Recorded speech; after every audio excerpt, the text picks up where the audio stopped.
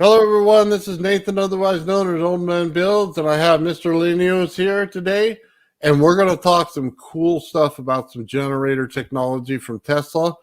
Also, we're going to look at the uh, the Faraday motor in conjunction with that. So, with that said, Mr. Lenios, you want to introduce yourself? Hey everybody, I'm Mr. Laney. I know there's confusion about the name. It's like miscellaneous, but it's a play on the word. It's Mr. Laney's. But I'm so excited to be part of this community. I was first turned on when homopolar generators were discussed, and that's kind of what I wanted to get at today. I'm kind of under the weather, so it's going to maybe be brief, and we'll get to other people here soon, hopefully. But so the Tesla homopolar generator, it's actually a bipolar generator, if you will. So you can either use an electromagnet coil here, which would be underneath, or a permanent magnet, and say this is the north center and this is the south center. As this is a conductive belt, so he's spinning it with a conductive belt, and as these two discs spin, the electrons here, say, will experience a centrifugal force due to the Lorentz force, okay? Comes through this conductive belt and goes centripetally towards this terminal, and then it comes out to the load, and the cycle repeats with this conductive belt. And he taps it off right here, and it lowers the friction of the homopolar generator. And spin on it was using fluids instead of solid discs. And just keep this in mind as I present it. It's kind of heavy, so I gotta hold on one second. I'm just now streaming for the first time, so I gotta get used to it. But yeah, we're all good. It's this guy here I've been working on in the background. It's the same thing. I ordered the parts and just threw it together as a prototype demonstration. But so I'm just using two drills as the motors there. And inside these jugs would be a conductive fluid. They look blue because I was using copper sulfate. But I have speaker toroidal magnets on the bottom and everything. And I tap it off from the bottom there. But it's the same principle. You're just spinning a conductor through a magnetic field and using Lorentz forces to generate high current. Now, it's high current with very low voltage. That's the whole point of these generators. But they can easily get up to 100 volts. Then you can tie that in with any high voltage generator, and then you get a hybrid system where it's similar to the Statica, where he used a Wimshurst type of high voltage generator. These can go easy 1,000 volts. So if you were to have married together 1,000 volts conservatively, 100 amps conservatively, that's 100 kilowatts. Okay.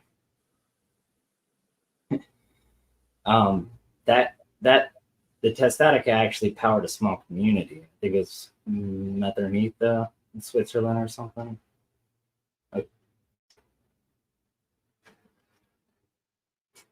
And it's really the practicality, like in a grid down, you take jugs, you take speaker magnets, conductive fluid. So the power system's easy. And the focus of this channel, I believe, is the propulsion. And that's where I'll get into later. But I just close this so nobody can patent it. I just want to give it away. And yeah, if anybody tries to patent it now, it's public information. They can't. And just a basic prototype like that, you can spin off of it so many different ways. You know, mercury would be better than an electrolyte. Um, just so many different ways you can take it. Whoop, sorry. Sorry about that. I clicked the wrong button. Playing around with how things are working. Right on, man. That's really cool. So let's get into the how the energies combine, because a lot of people are not going to understand that right away. So can you explain that? That is tricky. There's several ways you can do it. Like I said, the Wimshurst is probably not the best high. I mean, you could do it with the taser module. Yeah, kind of missing you there. Yeah, my camera went out. That's okay. You can do it with any high voltage generator. You can use the back EMF to separate the say battery pumping an inductor, open the circuit with the relay and use the back EMF. And that way they're separate, because that back EMF will give you a high voltage that can be sent through that. And since the battery circuit's open at that moment, they're isolated. That's one way of doing it. Another one is an Avermenko plug. One end connected to ground, and then the other end, the two diodes that split off, you can use those two. So, if you know about Avermenko plugs, you're converting the AC to DC, but it's a one-line system where one line is connected to the earth, and then the two diodes are where you would send that voltage through the bipolar, I guess I'll call it Tesla fluid turbine or fluid dynamo. But there's several ways if you're creative. I can maybe discuss more on it later. I literally just built it within this past week to show today. Okay. Well, I always have to ask, because you know what? Sometimes people get into things and they go, well, this is just an amp motor. And then they go, well, this is just a voltage source. And combining the two makes a big deal in understanding how to get generators to work better.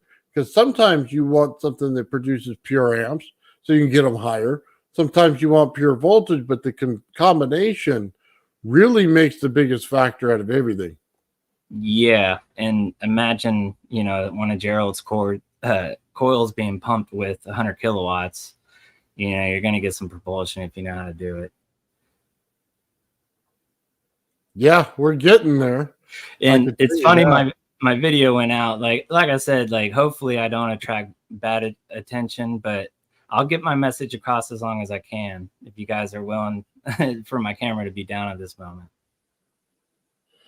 It's all good, man. We're good. If your camera goes down, you got to show your project. That's really I got it in there. Yeah, just in time, huh? So it's public information, guys. And, I'm not trying to be, but if you were to patent something like that, it'd be slap secret anyways, but it'd be worth a lot of money. And I just want to give stuff away. Now when it comes to electrics, it is a lot of labor, so I have to charge, but I am going to give 5 away, especially one to Sean because he's been inquiring, but I'm still waiting on some equipment for those. Electrics are like fine wine. Sometimes they can take a month to actually set if you look into how to make electrics. Okay. Yeah. So can you talk about that? You said the fluid in the bottles that you had there. Can you just describe that and what it does and how it's a fluid? Because it looked like it was like crystalline or something in there at this time. I siphoned all the fluid out to demonstrate it because it's too heavy to lift. But okay. I was using copper sulfate originally. Vinegar and salt's actually a really good conductor of electricity. Just a highly conductive electrolyte, but you can use mercury, liquid metals and stuff like that for, like really low resistance, high amperage types of systems. But just for somebody to slap something together if the grid goes down, you got, salt water and you got some speaker magnets, you got some big jugs and you can spin it. I'm a practical guy, and I want to get the information out, for practical reasons. And you don't have to go into. You can make really powerful ones, but you don't. It's just slapped together and it'll work. Well, it's interesting because Bernie does a lot of electrolysis. So would Yes, this tie in to help with that? yes, yes, yes. Electrolysis, the high current of these generators is, with Faraday's laws of electrolysis, it's really more about the current. Yeah, and there's electrolysis going on when you do this with an electrolyte naturally, because the high current through the going to produce, it's going to outgas oxygen and hydrogen, but you can combust those too and use that as well. Using liquid metals, of course, you'd avoid the electrolysis, but yeah. So it's basically like in one of the jugs, you get a compression of the current, and then when it goes through the load, it the other one because it's having that centrifugal force. Okay. So, sorry, did you cut off? No, I'm here. Okay. It's all right, man. Sorry. Let me see. They got a question in here. It says mixed vinegar with copper sulfide is toxic. Let's see. That's good to know. I didn't know that. Well, yeah, now we know. Let's see. Walter Russ, I can't read that name. Final setup is making FE devices and creating an electric. Okay. So I'm actually interested in this. We were talking about 2 weeks ago, as we said earlier, about the homopolar generator and how it just puts off the amps. So let me ask you something. You said that Tesla did it with a belt that goes around it. Do you think that belt was getting electrostatics to add into the amperage on that motor? Yeah, Tribal Electric could play a part there, but he used like a conductive chain kind of thing, from what I understand. So he was going for a low resistance, but you can increase the voltage with Tribal Electrics, that type of effect with the, you need a low resistance, but you can still triboelectrically charge it as it's doing it to get some natural voltage on it. Well, I asked that because you basically can take a static generator and put brushes on the belt to the belt, and you're going to get an electrostatic charge. And then you get the motor turning and you get the amps coming out of the homopolar motor right there. Right. So I'm just wondering if in some way you'd still have to recombine them. You know what I mean? Just kind of like you're doing. Yeah, the recombination is where I'd have to get a little bit deeper at a different time. Yeah, but know that there is a small community that's powered with Testatica, and it's a similar system. Yeah, we looked at it on this channel a little while back, and some of the interesting stuff about that is how they're taking the energy and transforming it as they went along the line. Did you get into that whole thing a whole lot? I just built it, honestly, and I'm still trying to think if I want to Avermenko plug it or if I want to just send some back EMF through it, or even just run. If I just ran it with a Wimshurst, you get the issue where the Wimshurst is a very high resistance. So if you just plugged it in there, I don't expect much. I can try it just to try, but I'm expecting you're going to have to isolate the high voltage and the high current and then combine those two down the line. Okay. But it's going to take some exploring, and it's an easy thing that this community can build, and then once we get a pretty powerful source for propulsion, we're off. Cool. So let me look up that so people know what we're talking about.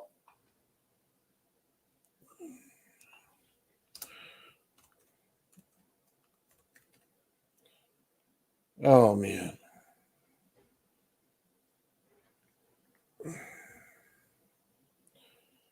I can't find it now. How do you spell that testica? Do you know?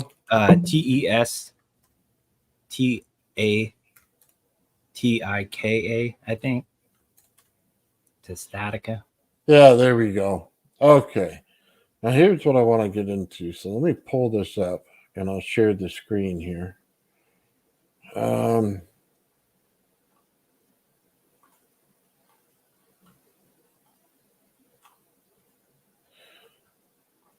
so this is the Testatica machine here, and we looked at this a little while back. Let me see if I can't get a better picture of it.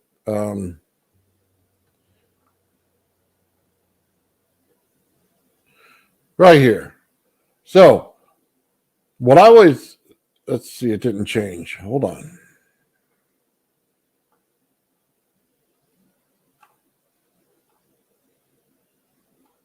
There we Someone go. asked it if I'm spinning the jars. No, I'm spinning an electrolyte with those two drill motors. The jars remain stationary.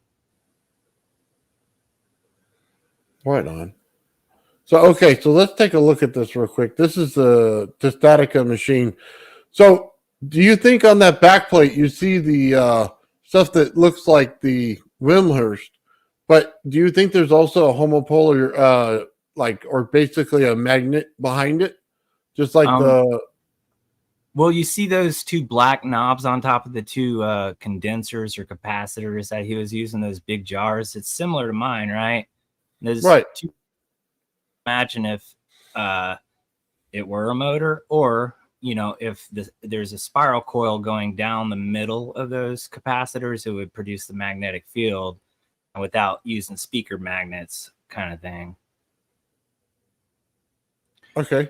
Those jars he used was the big secret, you know what I mean?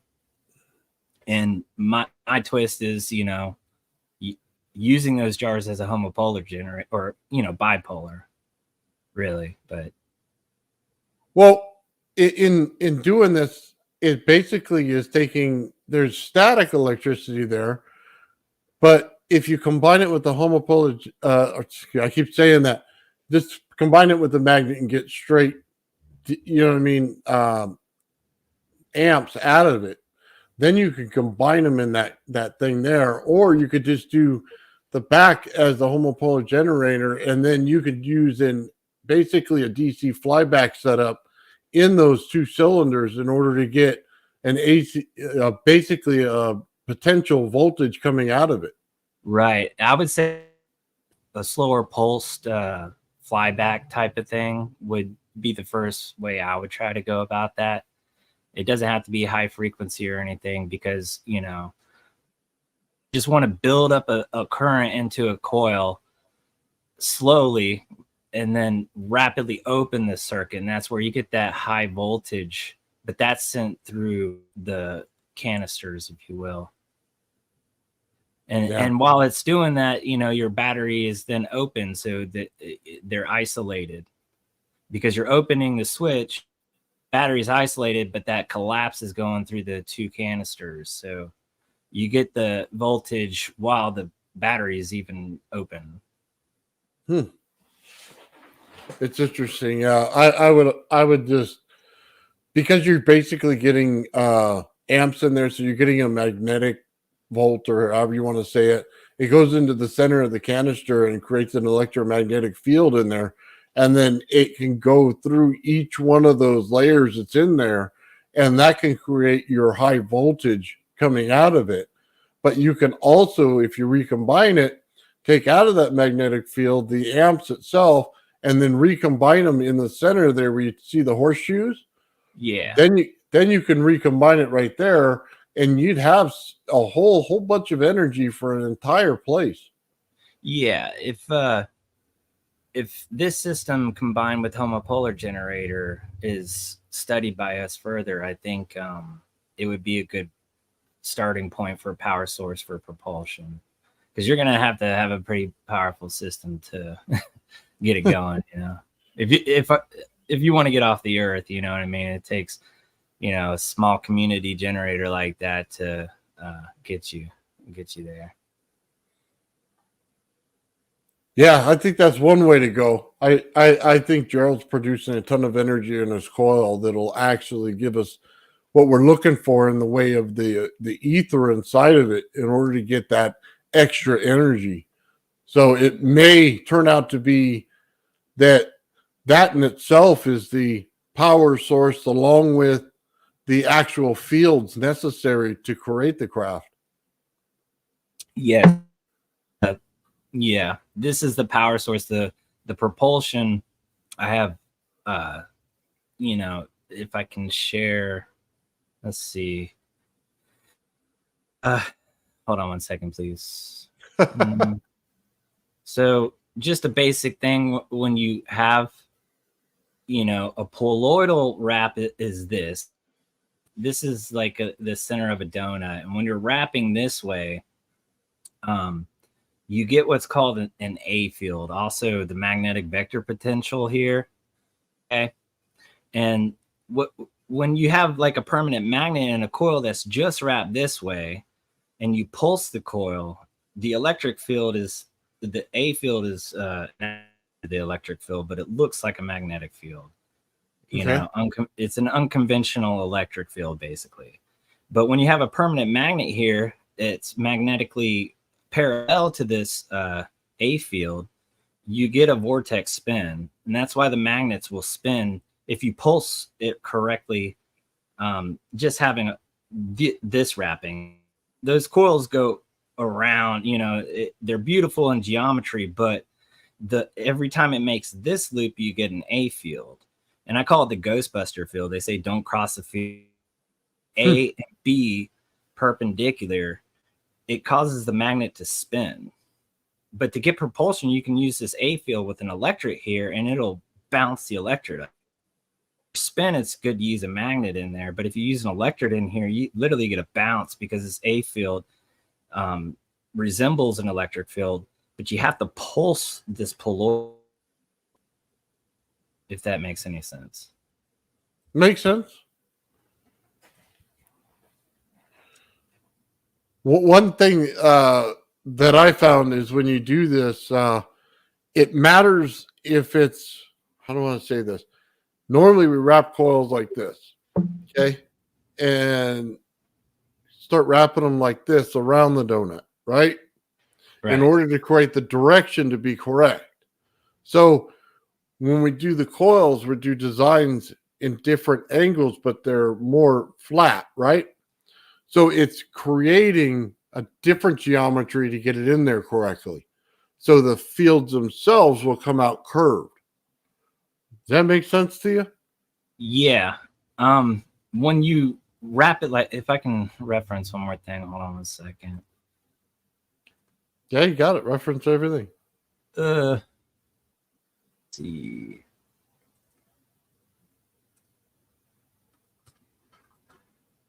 So yeah, the wrappings, like this would be a 1-to-1 wrapping kind of thing. Okay. See? And there's this axis that's black, that's your what's called toroidal axis of rotation.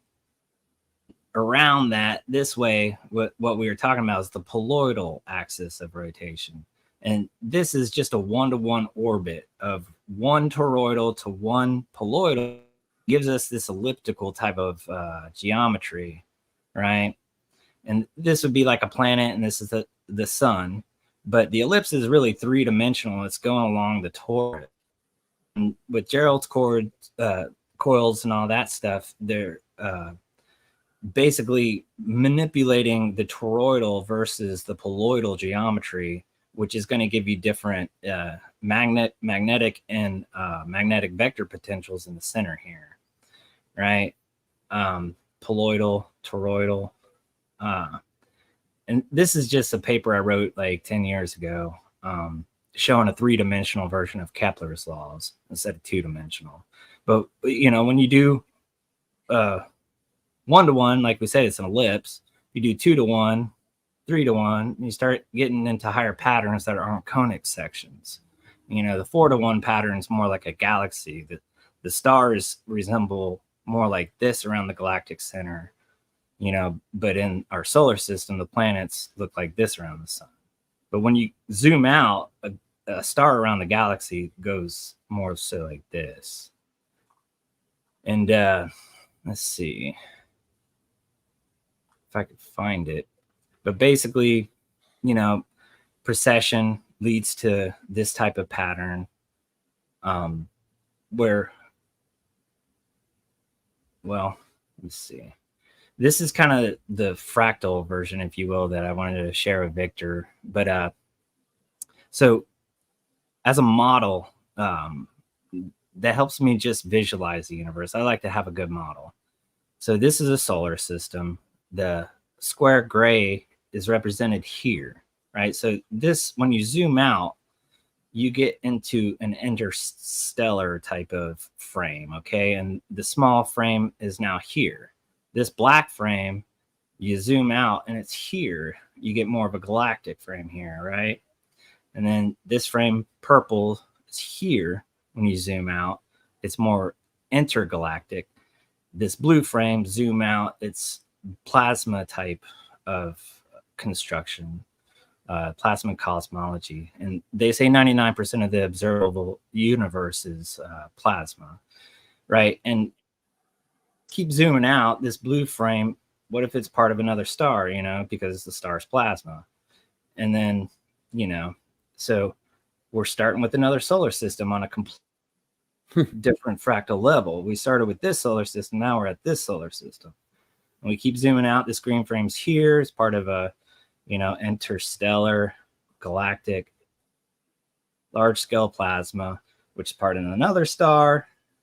And it goes on forever, And there's the time difference between these two, is humongous. The radiation of this star would be c squared compared to the radiation of this star. It's a fractal radiation. And because it's a fractal forever, it's infinitely dense, but infinitely thin. And that's why whenever you accelerate something through space, you get length contraction like this, because it's like dragging the air, but it takes really high speed to sense it. Like in the air, you can kind of feel it with your hand going really quick, but in the fractal universe, you have to accelerate really high to actually sense it. But that's the whole contraction, is because it's a drag on the fractal vacuum. Let's see.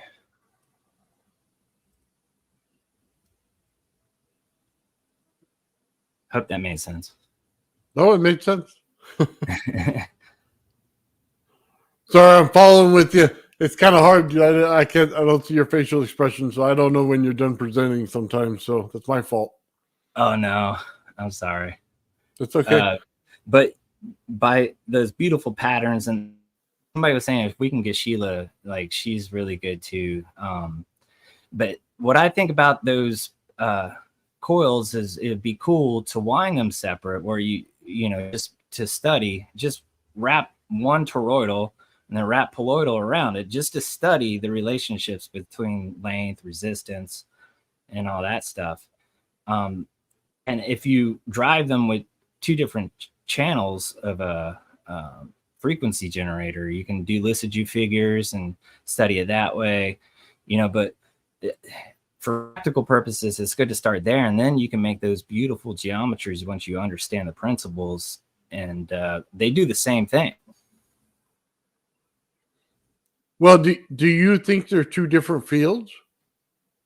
Yeah, the magnetic field is when you go with the toroidal type, and then the magnetic vector potential is the poloidal. Okay, so let me bring this up and share. So you've probably seen this image before? No, I haven't. Oh, you haven't seen this before? No. So this would be what we're looking at in the Van Allen belt. It would also be what we're looking at is, kind of what the Earth produces. And then also this is our mindset when it kind of comes into coils and things of that nature on the fields that are created. Yes, absolutely. Like the Earth, it's 70% salt water. And like my generator I showed earlier, like it's literally spinning in a magnetic field and producing, similar high current effects. Yeah, the earth itself is, a dynamo, but I don't believe it's the iron that's causing the dynamo effect. It could just be salt water spinning in a charged, negatively charged surface of the earth spinning will produce a magnetic field by itself. You don't have to have iron or anything like that. Any charge that spins creates a magnetic field. And there's a difference between intrinsic spin and literal spin, but I'm talking about like literally like an electric just spinning, a macroscopic electric, not an electron, will produce a magnetic field just by spinning it. Okay. So let me ask you this while I had this picture up before I take it down. You see the inside here? It has, if you see where the mouse is going, it has what you're talking about. Yeah, it's a poloidal is what you're talking about right here on the donut shape. Okay. But it also has this field that comes out way out here. So what I've noticed is that's almost a scalar field that comes out here. It's not quite electrostatics. Sometimes it can be converted to electrostatics if you don't have your distancing right, but it's more of a scalar energy, and it continues to build in these things as we're going. And then we get, because of the poloidal in here, we're getting heat to push out this field right here because it's creating the magnetization around the entire thing. So it forces it out, which also means that on the inside, we're also getting it to force inward, which means that all the stuff that comes in through the outside here is now compressed. I can see that, yeah. With the blue filled poloidal that you're mentioning, when we call it the magnetic vector potential, when it's related to the electric field, it has to take a pulse, okay, because it's dependent on the rate of change in that poloidal field in order to produce it. If you just ran it static, it would not do anything. You have to pulse that poloidal type field in order to get electrostatic type of fields. I agree.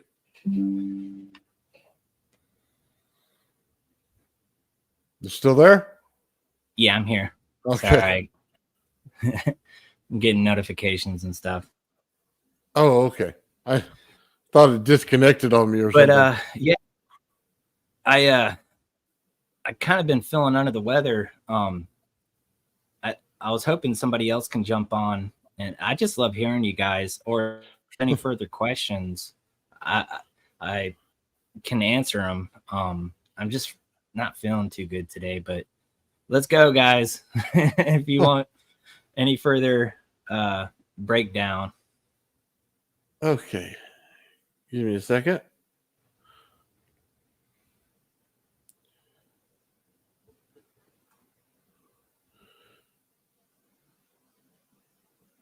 Can you see the screen? So one A field has zero divergence and the other has non-zero divergence. Okay.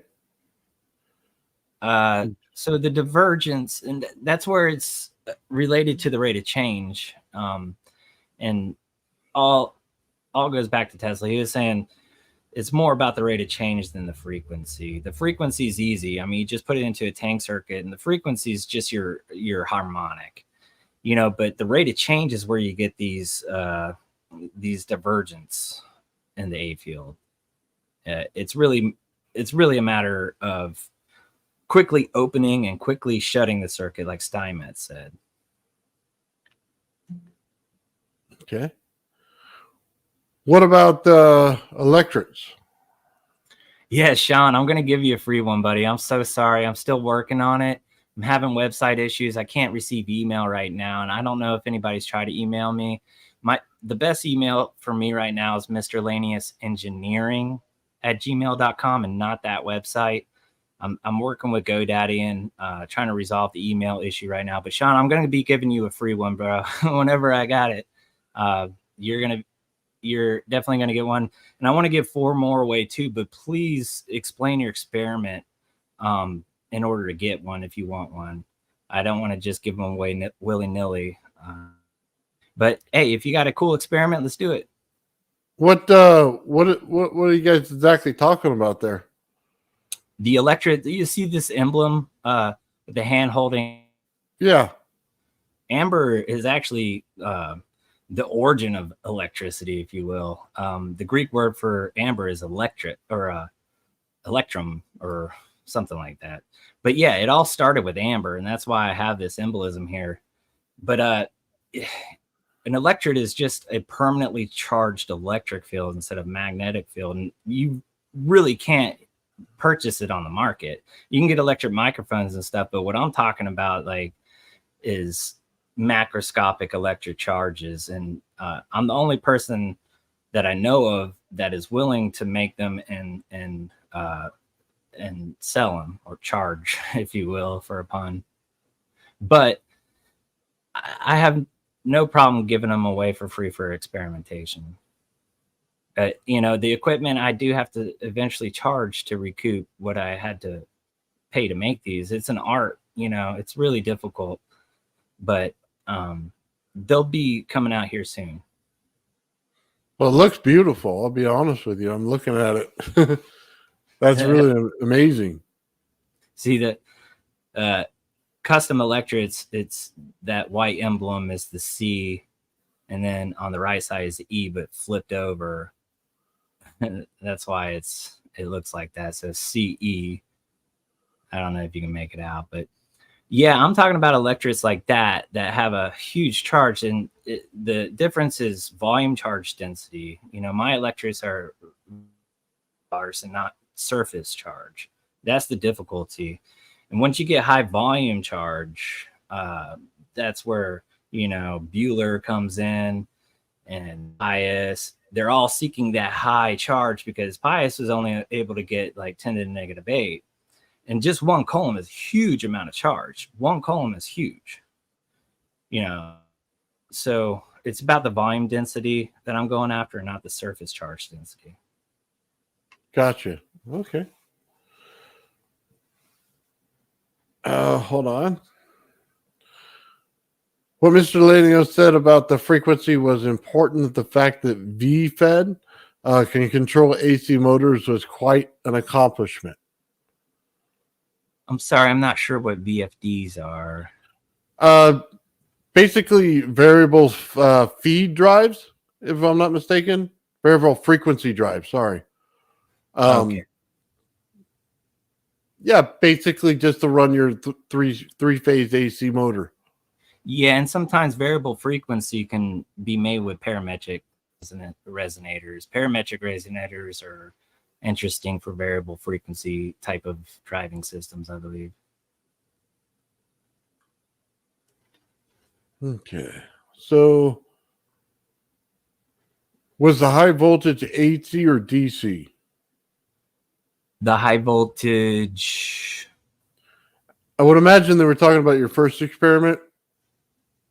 well, that was the example was a Wimshurst machine, which is DC, but that's not necessarily what I would go with. It was just to demonstrate, theory. Like I said, I would use back EMF because you're opening up the source, and you're isolating the voltage and the current and combining them. Versus a DC, it's really cool. It's an influence machine. Electrostatic motors and stuff are really interesting to study because they're cheaper. A bunch of copper it's hard to produce a permanent magnetic motor. I've heard of people doing it. You got to gate it and do all that stuff. But with electrodes, you literally could just take 2 electrodes and spin, and you get an electric motor very easily, just having a positively charged electrode and a negatively charged electrode. When you study electrostatic motors, you can see the future is going to be more electrostatic. And Jeff Aminko, he described how to make a electrostatic motor that's a cubic meter that can get I think it was 100 horsepower. But it takes really different thinking about electrostatic motors versus magnetic motors. Well, electrostatic motors, you can start removing all that iron. Exactly. I mean, It's you can much use, cheaper. yeah, you could basically use aluminum. You can use plastics and things like that. Right. You can use plastics with some metal in it if you wanted some form of charge in there. Right. So, The way I think about it is, imagine being the guy back in the day, and people are like, so what is this magnet? Right. And it led to the Industrial Revolution, and if you can say, hey, look at this electric, people are gonna be like, well, what the hell do I use this electric for? You be creative, and it's endless what you can do with them, but they're not available, so I'm trying to make them available. very cool. So I got a question for you on this. So you talk about electrostatic. And you talk about back EMF. Usually when we talk about back EMF, we look at someone like Bedini, where he creates a spike. Okay. And then he's capturing the spike in the battery. Is there a correlation at all with the static electricity in the back EMF? Yeah. If you take like a neon and look at just the back EMF on a neon, the interesting thing is only one side of that neon will light, and it's the negative side. So it's different, but it's a high voltage spike that's just literally the change in the basically whenever it collapses and it has nowhere to go, the more resistance, the more that collapse will actually increase. And it's very non-intuitive, because if you have like a low resistance collapse, it takes a while. But if you have a high resistance on that collapse that you collect, the magnetic field rapidly collapses. And it's all distance that you feed through the diode on that back EMF on the rate of that collapse of the magnetic field. Okay. It's just interesting. He uses a battery and the acids inside are automatically converting from back EMF, you know what I mean, to a DC frequency or a DC voltage. I'm sorry.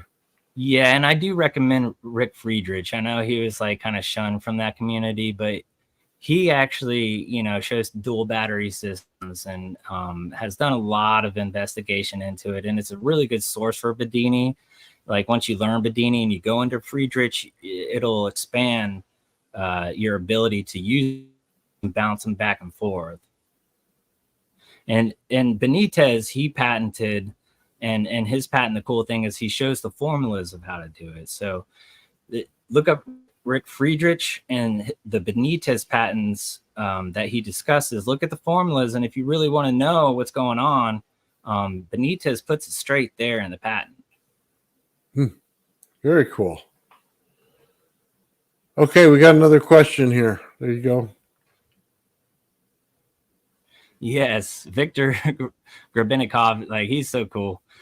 Yeah, I mean, there definitely is. I mean, there's even stories of magic carpets back in the day made of, ink, and I suspect that's kind of a Cavener structure effect. What was his name? The king of Israel, Solomon. Okay. Legend says that Solomon had a flying carpet, and like that's the true origin of it. And I think they were using inks that, were very cavernous. And the cavernous structure effect is very interesting. I agree with that. It kind of, in some cases, acts just like a resonance chamber when you get that cavern, and then you're going to get a frequency that repeats. And he was using de Broglie type of relations to explain the cavernous structure effect. Okay. De Broglie waves, if you want to get into the math. Gotcha. Huh. Yeah, talk about Gorbachev. Always bring up the bugs. It would be so cool to hang out with him when he was doing that. Oh yeah, it would. Like I heard it was he had to time it like it seemed from his book like the sun played an influence. If you wanted to go a certain direction on Earth, he'd have to wait for the sun to be in a certain position, which is interesting. So if you wanted to go east west, he'd have to wait until the night to go back and vice versa. Like he had to use some influence from the sun in order to accomplish what he was doing. That's interesting. Yeah. Totally interesting. How does that work though? I mean, what if you need to go left and it's only going to the right? Right. But he's just strictly working off, electrostatics. When you want control, you have to, of course, have magnetics and stuff. But his was just like he used a Van de Graaff, I believe, to charge the wings. And I believe, he didn't want to disclose, but I believe they were scarabs.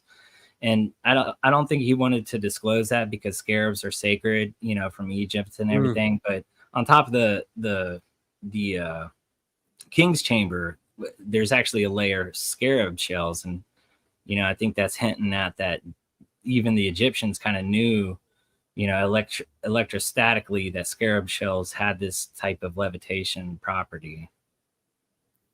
So you say it's on top of the king's chamber? There was scarab shell? Yeah, there's a layer of scarab shells up there. That's interesting. Yeah. I never knew that. Yeah. Huh.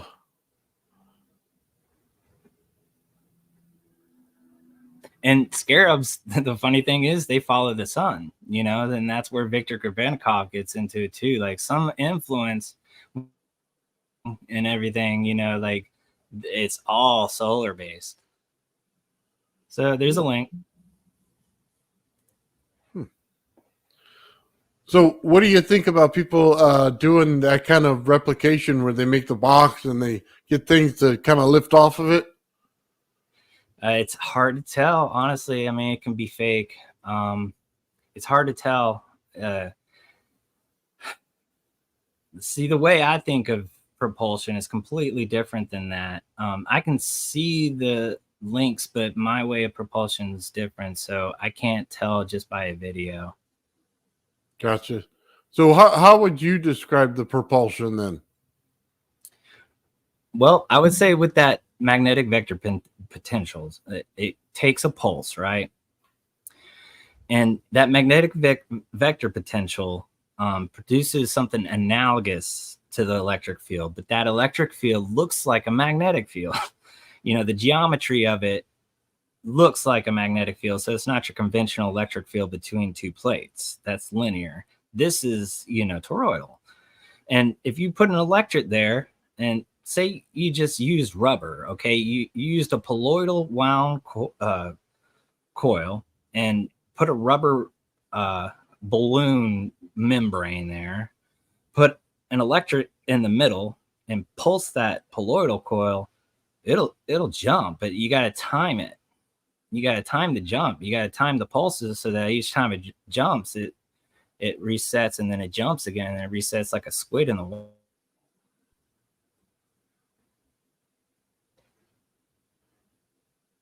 I call it a buoy ball because I don't want to call it anti-gravity, but you're kind of the buoyancy of the electrode, if you will, in the air. When we say it's anti-gravity, you get negative attention. But if you just say, hey, we're just exploring the buoyancy of air, just call it a.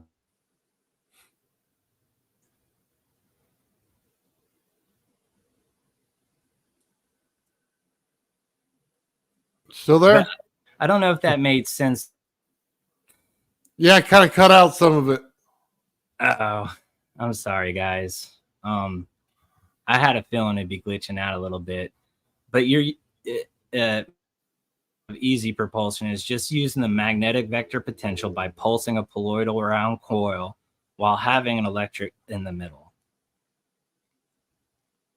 But when you have the magnetic field too, that's where you get a vortex. Okay, if you just want a solid propulsion, all you need is a colloidal round coil and an electric. But if you want text and have more control of just going up, you know what I mean, and have more control of left and right, you're going to have some sort of magnetic field involved with that. Okay, so let me ask you this. When you get to a lifter, would you say that that would be poloidal or would it be the other way? It's both. So can you explain that a little bit to people? So, like, are you talking about electrostatic lifter? Let me make sure. We're not talking about gravity flyer. No. I'm just talking about just what they would call an ion lifter, but if you get the energy right, it's not an ion lifter at all. So that's why I'm asking the question. Well, the ion lifter, like I said, is just lift, and you don't get that, you know, left and right and more control that you would with something like Gerald's coil, because it involves the toroidal and the poloidal, and having them both on two different channels of a frequency generator gives you much more control of your magnetic field versus your magnetic vector potential. So it gives you more control. Using something like Jared's coil is art. You know what I mean? Like that's where it's really related.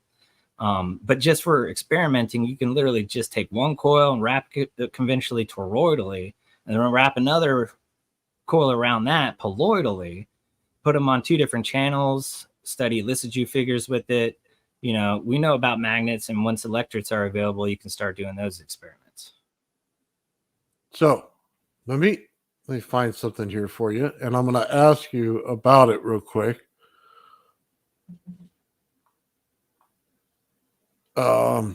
Let me find Gerald's channel because he had a lifting experiment, and I just kind of want to get your take on it because of what you just said. So let me find it.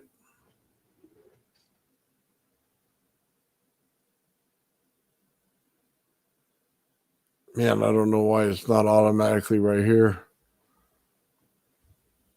Oh, there it is. Okay.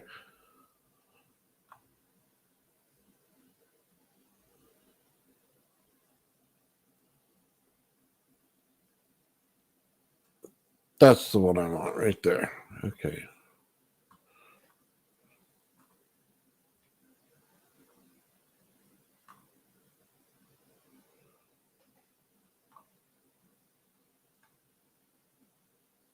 Monday show. Here's what we got. We got the primary and the secondary both being pulsed at the same coils, modified Joule thieves. They'll be pulsed at 1,000 hertz, 10% duty cycle square wave with 20 volts per pulse. We're going to turn the primary on in 3, 2, 1. You guys have all seen this before, of course. It's levitating about an inch above the magnet. We're going to turn the secondary on in 3, 2, 1. Now we got about 1.5 inches above the magnet. That's pretty cool. It's neat and everything. Check this out. Let's see if we can hop it while levitating. In 3, 2, 1. Whoa. Now let's see if we can bring it up and keep it there. In 3, 2, 1. Interesting. All right, everybody. Really cool, man. It's really about that sudden switch though that made a jump, you know what I mean? And if you can time it just right where it jumps and then jumps and then jumps, as soon as it starts to fall back down, lift, you know. But you got to time it, and you got to have something, you know, on board to where the lift, it can lift the actual power supply, you know what I mean? That the power supply is external in this case, but you'd have to have the power supply on board, pulse it, boom. As soon as it starts to fall back down, pulse it, boom. But the lift has to be so great that it lifts the power source with it. Okay. Well, just in this setup where we're not worried about the power source, we're just worried about the actual coil. What I was talking to Gerald about is it's creating the magnetic field under it, kind of like, I don't know how you would say it, but it's just like a bubble. And then every time that you pulse it, if you can stay on top of that bubble, it moves with it up. So what is your opinion of that? I'm gonna have to look more into the bubble. So is he using two different frequencies and two, like I say, toroidal and poloidal windings? Or see, it's hard to tell, and that's why it's important to be more in depth about this toroidal and poloidal type of speak, because then we can know more technically about the windings, you know. And the poloidal is not really discussed much, but they're both important. And you got to know, is it a solid coil? Is it two separate coils? They're two separate coils, and they're wound within each other. So wound within each other. I want to say braided, but there's no third line in there. Yeah. So what I'm thinking, it's so every time, like a rodent coil, every time you make a loop, you get one unit of magnetism in the middle toroidally, one loop toroidally. But each time you go around that donut poloidally, you get the A field. So it's the combination of the A and B that gives you the vortex. And you know, so you'd have to say for one loop you get one unit of magnetism, and then one poloidal you get one unit of vector potential. Okay, so I looked at this. This is kind of one of the keys to my actual gravity flyer right here. Is this effect? So I was looking at this, and like you said, if he continues to get that pulse, he doesn't need the magnet on the bottom. He only needed it to start.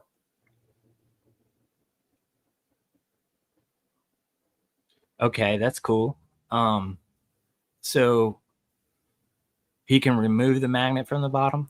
Well, that's what my hypothesis would be on it, that he can remove it. And based on the field, once it gets up in the air, that magnet's too far up to affect it, or too far down to affect it.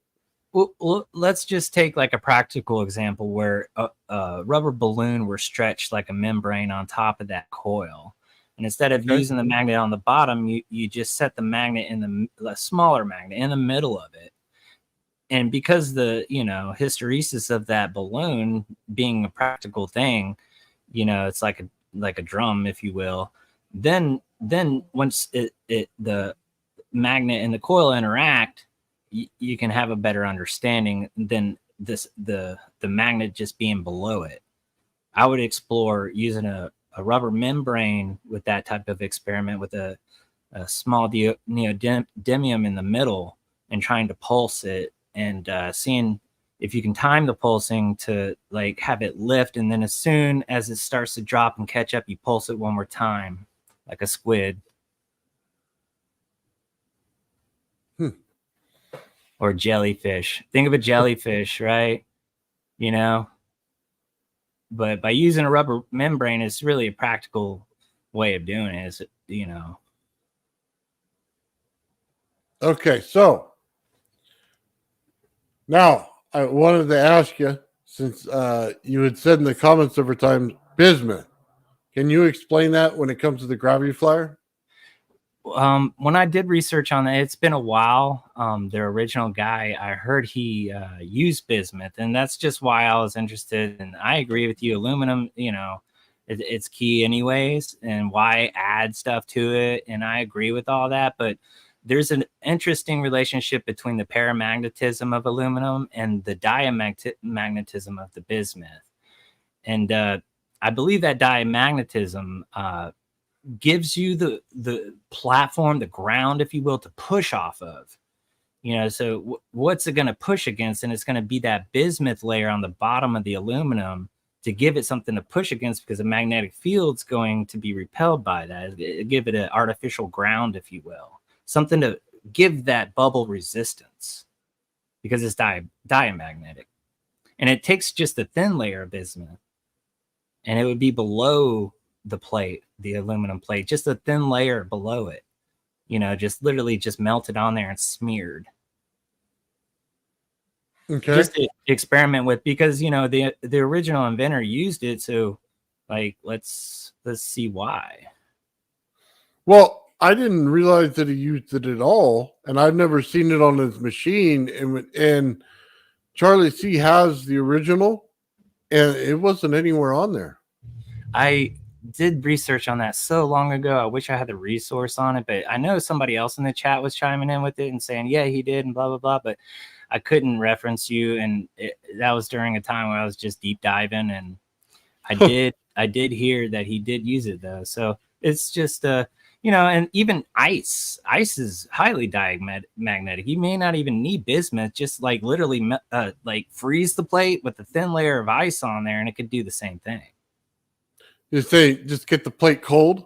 Just put it in the freezer, and then right when it's frozen, explore it really quick and see what happens, because it's got to be deionized or distilled water. It can't be tap water, but it's highly dielectric and it's highly diamagnetic at the same time. So water is really just such an interesting material.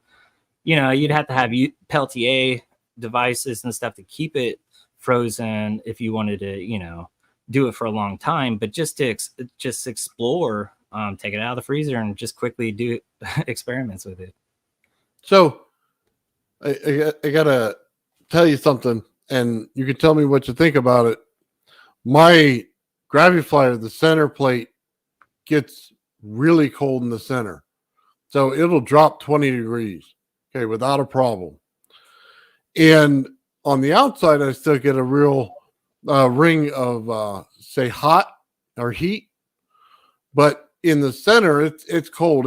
It's not really going to show up on your camera when you go in there to get the temperatures on stuff. You know what I mean? As a hot layer, it's going to show up as a cold layer, and it has to do with the way I'm tapping the Tesla coil. I'm literally pulling the cold energy out of the center of that Tesla coil and putting it directly on that center plate. Yeah. I agree. Electricity is where I get really interested, because usually whenever you get cold, you're on the right track, right? Tesla, his thing was creating and you can use the heat of the surroundings to power things. And anytime you get cold like that, it's really interesting. And just thinking of it, just a conventional refrigerator system, okay, goes through what we would say a load for an electrical system and dispels the heat, okay?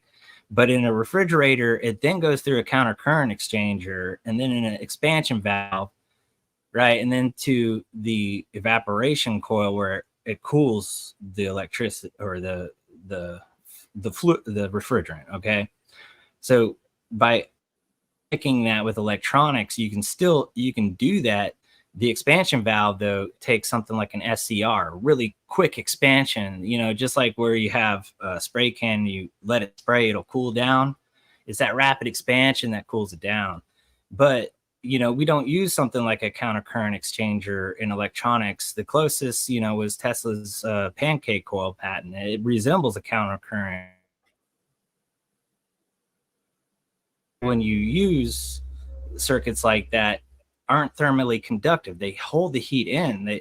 They can't expel the heat. They'll just melt the insulation. But something like ice or diamond or something that is thermally conductive while being insulative allows the heat to come in and out. And so it's important to use the dielectrics in those. And you can have a countercurrent heat exchanger type of situation, and then expand it with an SCR. And once you expand it, you get cold current. But what you're talking about field wise, it's really hard to wrap around right now. And I'd like to explore it, but it would take a lot deeper thought. But I like to see it like a refrigerator system. We're missing the counter current heat exchanger. We have an SCR for rapid expansion, but puts out the heat. But then you have to suck in the heat on the other side, just like a heat pump. So, how much do you know about what I did on my gravity flyer? I have to do some more research. Like I said, it's been only a week since I joined this community, and I love you guys. You guys are so cool. Well, that's why I ask. I just don't know, how far you got into it and what I found. So yeah, I'm definitely going to deep dive into it. Well, I say that so 'cause I'll tell you about it just a little bit so that you can get a better picture of what I'm doing. So what I'm doing is the high voltage itself that goes in on the top and bottom plate. I'm not looking at all to get like a static electricity. I want the scalar electricity, okay? Or I want to get basically how do I say this? I want to get a dielectric effect between the bottom and top plate. And I want to be able to use the eddy current to be able to drive the motors not at the same speed, but be in the same area when it comes to resonance. That way that they can move together. So now, when I know that, I'm looking to saturate my center plate because my center plate's connected to my Tesla coil and this down the throat of my Tesla coil. It's producing cold electricity in the center of that Tesla coil because it's coming out pulse that allows a pulse signal to go into the center. We're getting 25 megahertz coming out of that frequency in the center. My Tesla coil only resonates at 310. That means the vibration on my plate is causing my frequency to go up. So what I'm looking to do is when we take that piezoelectric buzzer is I want to be able to push down on that bubble that's being created. So one of the secondary effects of the Tesla coil is it creates a field around the entire craft. What happens is when the top and bottom disc get all that electricity in them, it's now pushing out a field there. So it's pushing out that scalar field, but it's being stopped by my Tesla coil field right there. So it's kind of halfway between static electricity and the scalar in that range right there, and it's holding in that field, so it's filling the bubble. Now, when my Tesla coil is connected the way it is, and the gravity flyer is sitting on the ground, it's acting as a pump to the ground itself. It's pulling in energy from the ground. So we're getting another amount of energy that comes in. The way that it actually shows on my oscilloscope is through 3 rings. I'm getting 3 ring signals on my oscilloscope. Now, every time that I pulse my piezoelectric buzzer, they amplify. Depending on where you amplify them is how much power you're getting out of it. Now, the last part of this that I have to do is on the outside edge, I have to be able to bend that edge. And it wasn't seemed it would be that important, but it is when you start talking about the static lifter, and it's not exactly static electricity like everybody thinks. It's more of you're pushing into one field and the other field is responding, and based on the amount of the mass that you're pushing against, it's always going to try to go towards a smaller plate. So it's kind of opposite of what people would think it would be, but that's the way it's working. So are you using asymmetric capacitors, if you will? So one's smaller and one's larger? Discs? No, they're the same. Okay, so in diameter, they're... Yeah, the diameter, they're exactly the same. Okay. And then you say you have a Tesla coil in the center of those plates, or... It's connected to the Tesla coil on the center plate through the throat of the Tesla coil. It's not actually connected directly to the Tesla coil. Okay, so like the Tesla coil's like the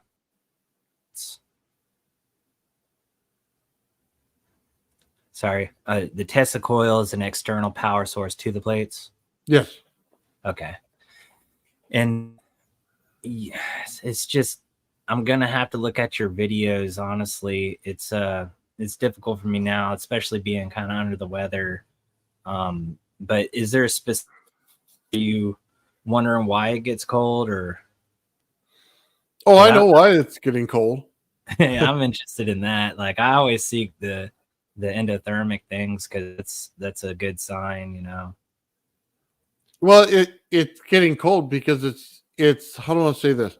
I'm robbing the energy from that Tesla coil, and I'm doing it basically by putting, I don't know if you would call it load or capacitance on it.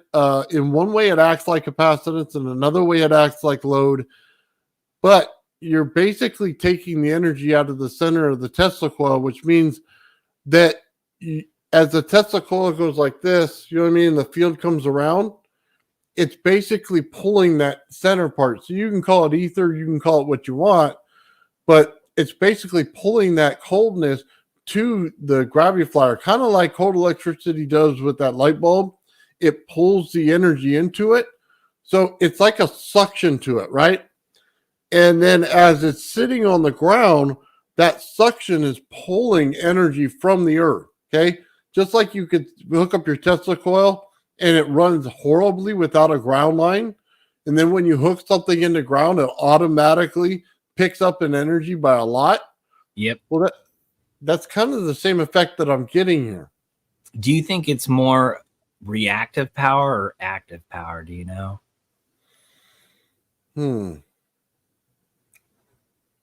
I know it's not explosion. It's more of an implosion. Yes. So power comes in so many different flavors, you know, like reactive power is basically that power that oscillates back and forth. And they say you can't use reactive power, you know, and I suspect you're more using reactive power in this situation, which is, you know, what Tesla was doing with what he called concatenation. And a lot of people don't go even there, but concatenation is reactive power into active power. And the active power is what gives you heat, you know, but the reactive power is said to do nothing. And you have to convert it with concatenation type of methods like that. But definitely implosion is where you get the implosion of the magnetic field specifically is where you get that cold, because you can use a relay and mechanical relay.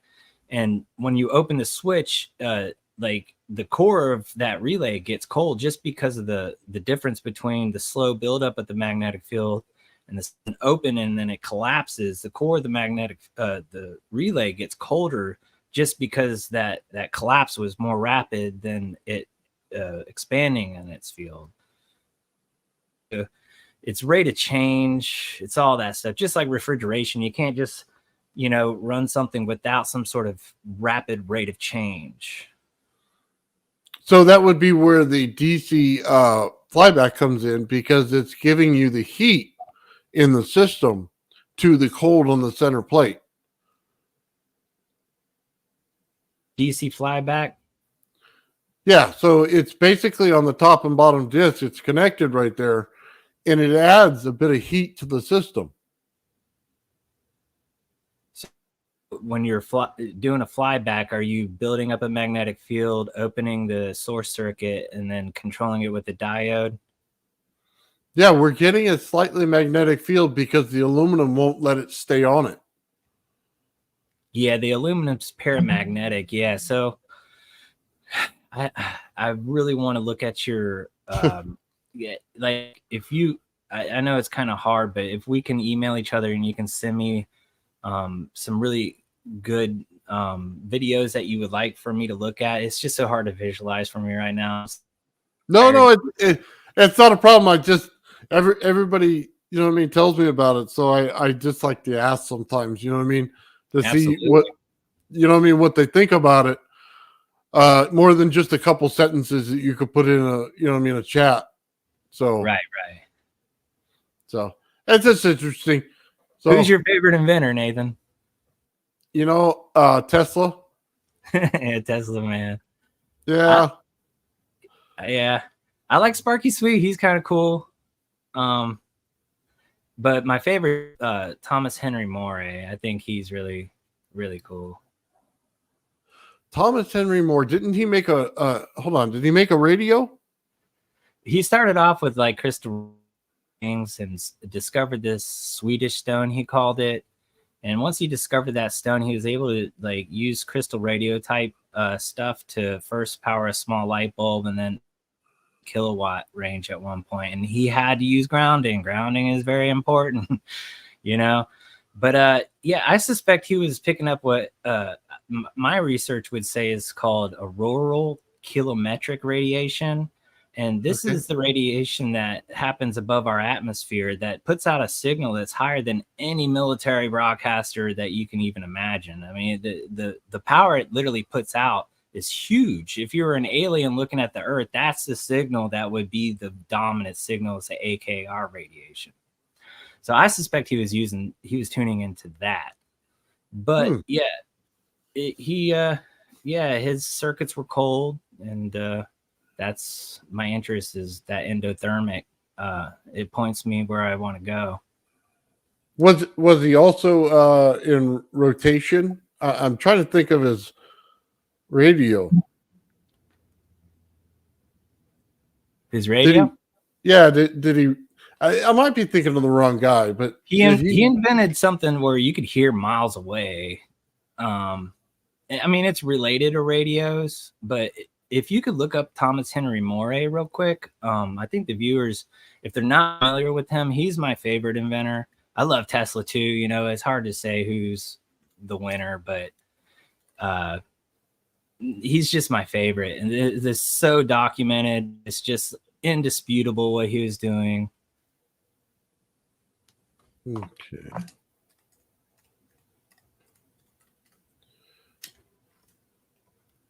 Thomas Henry More, inventor, right? Yeah, Moray. Moray.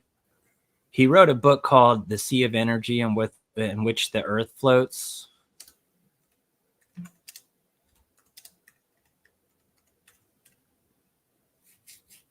Okay. Well, okay. They don't have the book. I'm getting a couple of, let me see. I'll just share the screen.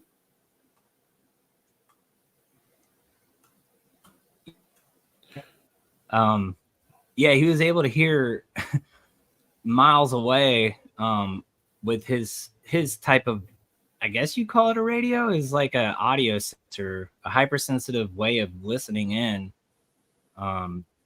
It's just very bizarre things he was doing.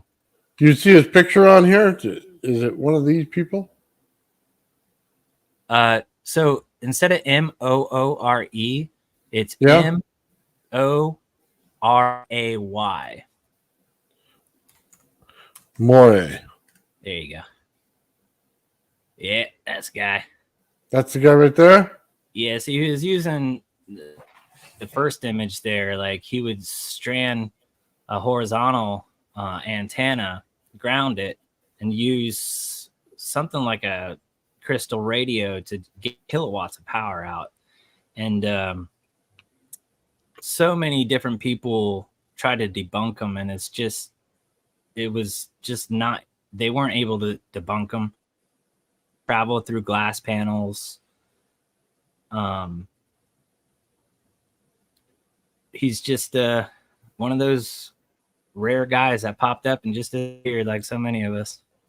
I'm going to have to look more into him myself. I wonder. Yeah. So it kind of sounds like what Tesla was doing when he tried to pull his third type of energy when he pulsed the Earth. I thought I heard that he was actually a protege of Tesla. So he carried on Tesla's, from what I understand. And so did Sparky Sweet, supposedly.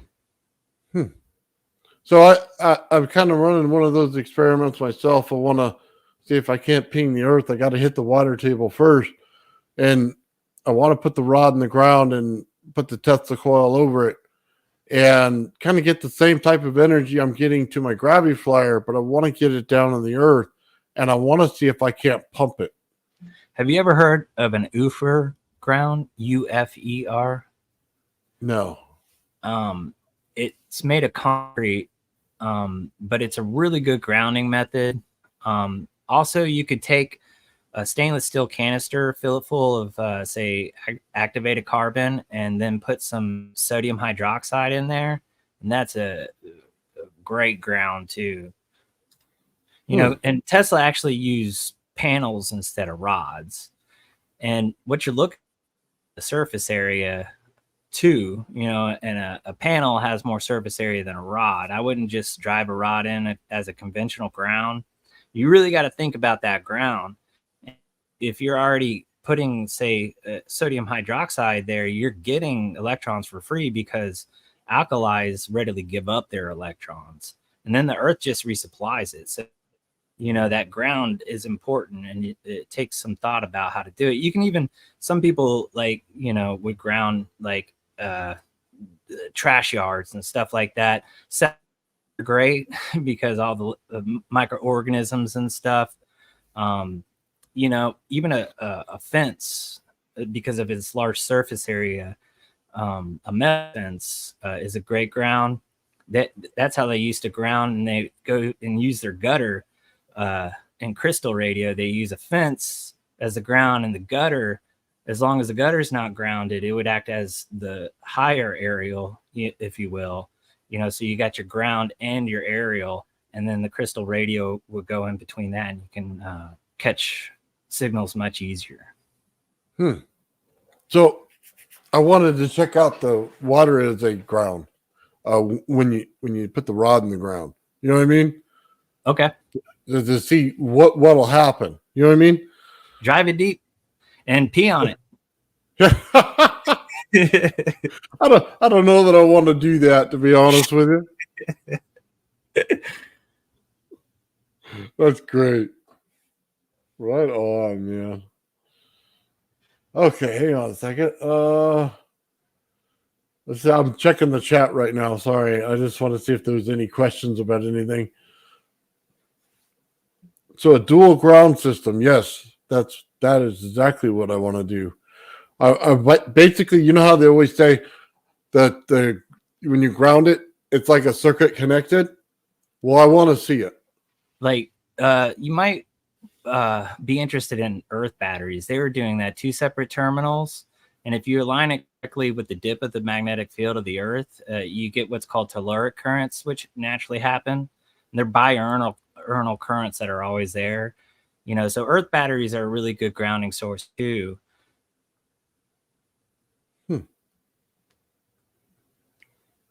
Hendershot generator. You heard of that one? He was doing what I was saying about the reactive power to active power conversion type of transformation. Did he have one center coil, and then like he would have like smaller cylinder coils around it? Is that Hendershot, I believe?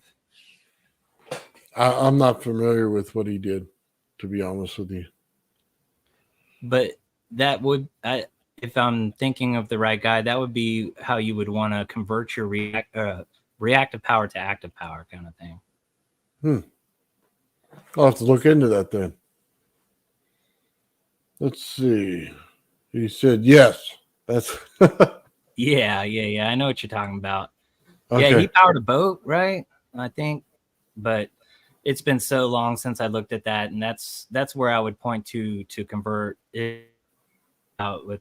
There's differences in power between reactive and active, and that's how you would convert between the two. Right on. I'm gonna have to look that up for sure because I might need that here in the future. Let's see. Anything connected to the water table is an antenna. Yeah, just the ground into the ocean. There you go too. Yeah. Let's see. Any source of go ahead. Alkali is the best ground, because alkalis readily give up electrons, and acids are more receptors of electrons, if you will. So acids want to absorb electrons like a sponge, and your basics, your alkalis, will readily give up electrons.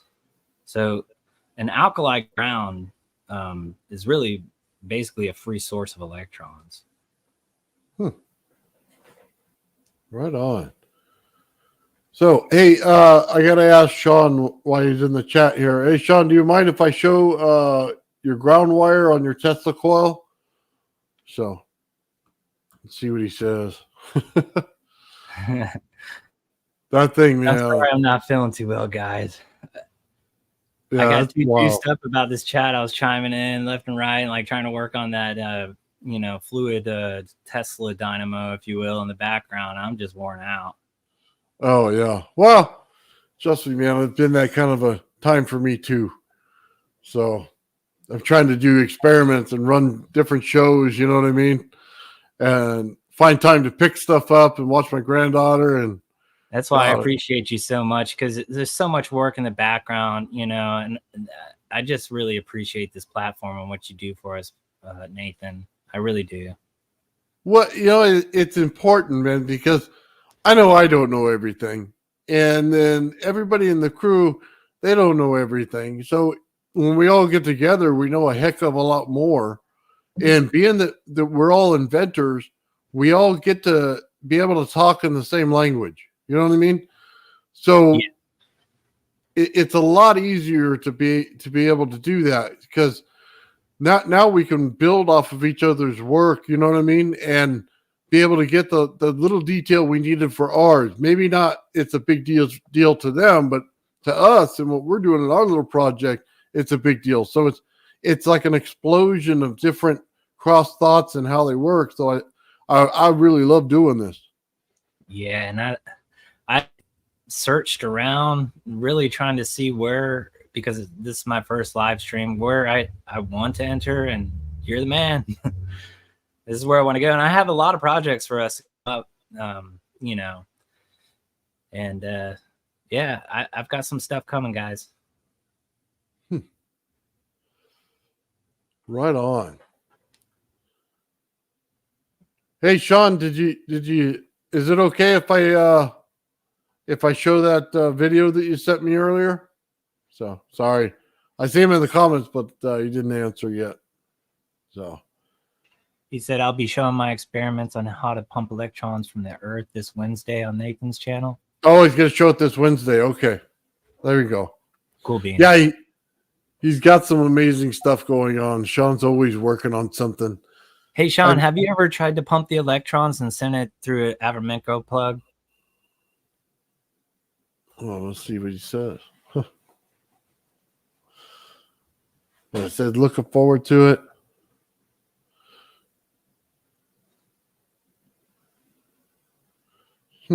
Interesting. Yeah, you know what? I think honestly, have you seen what he does at all?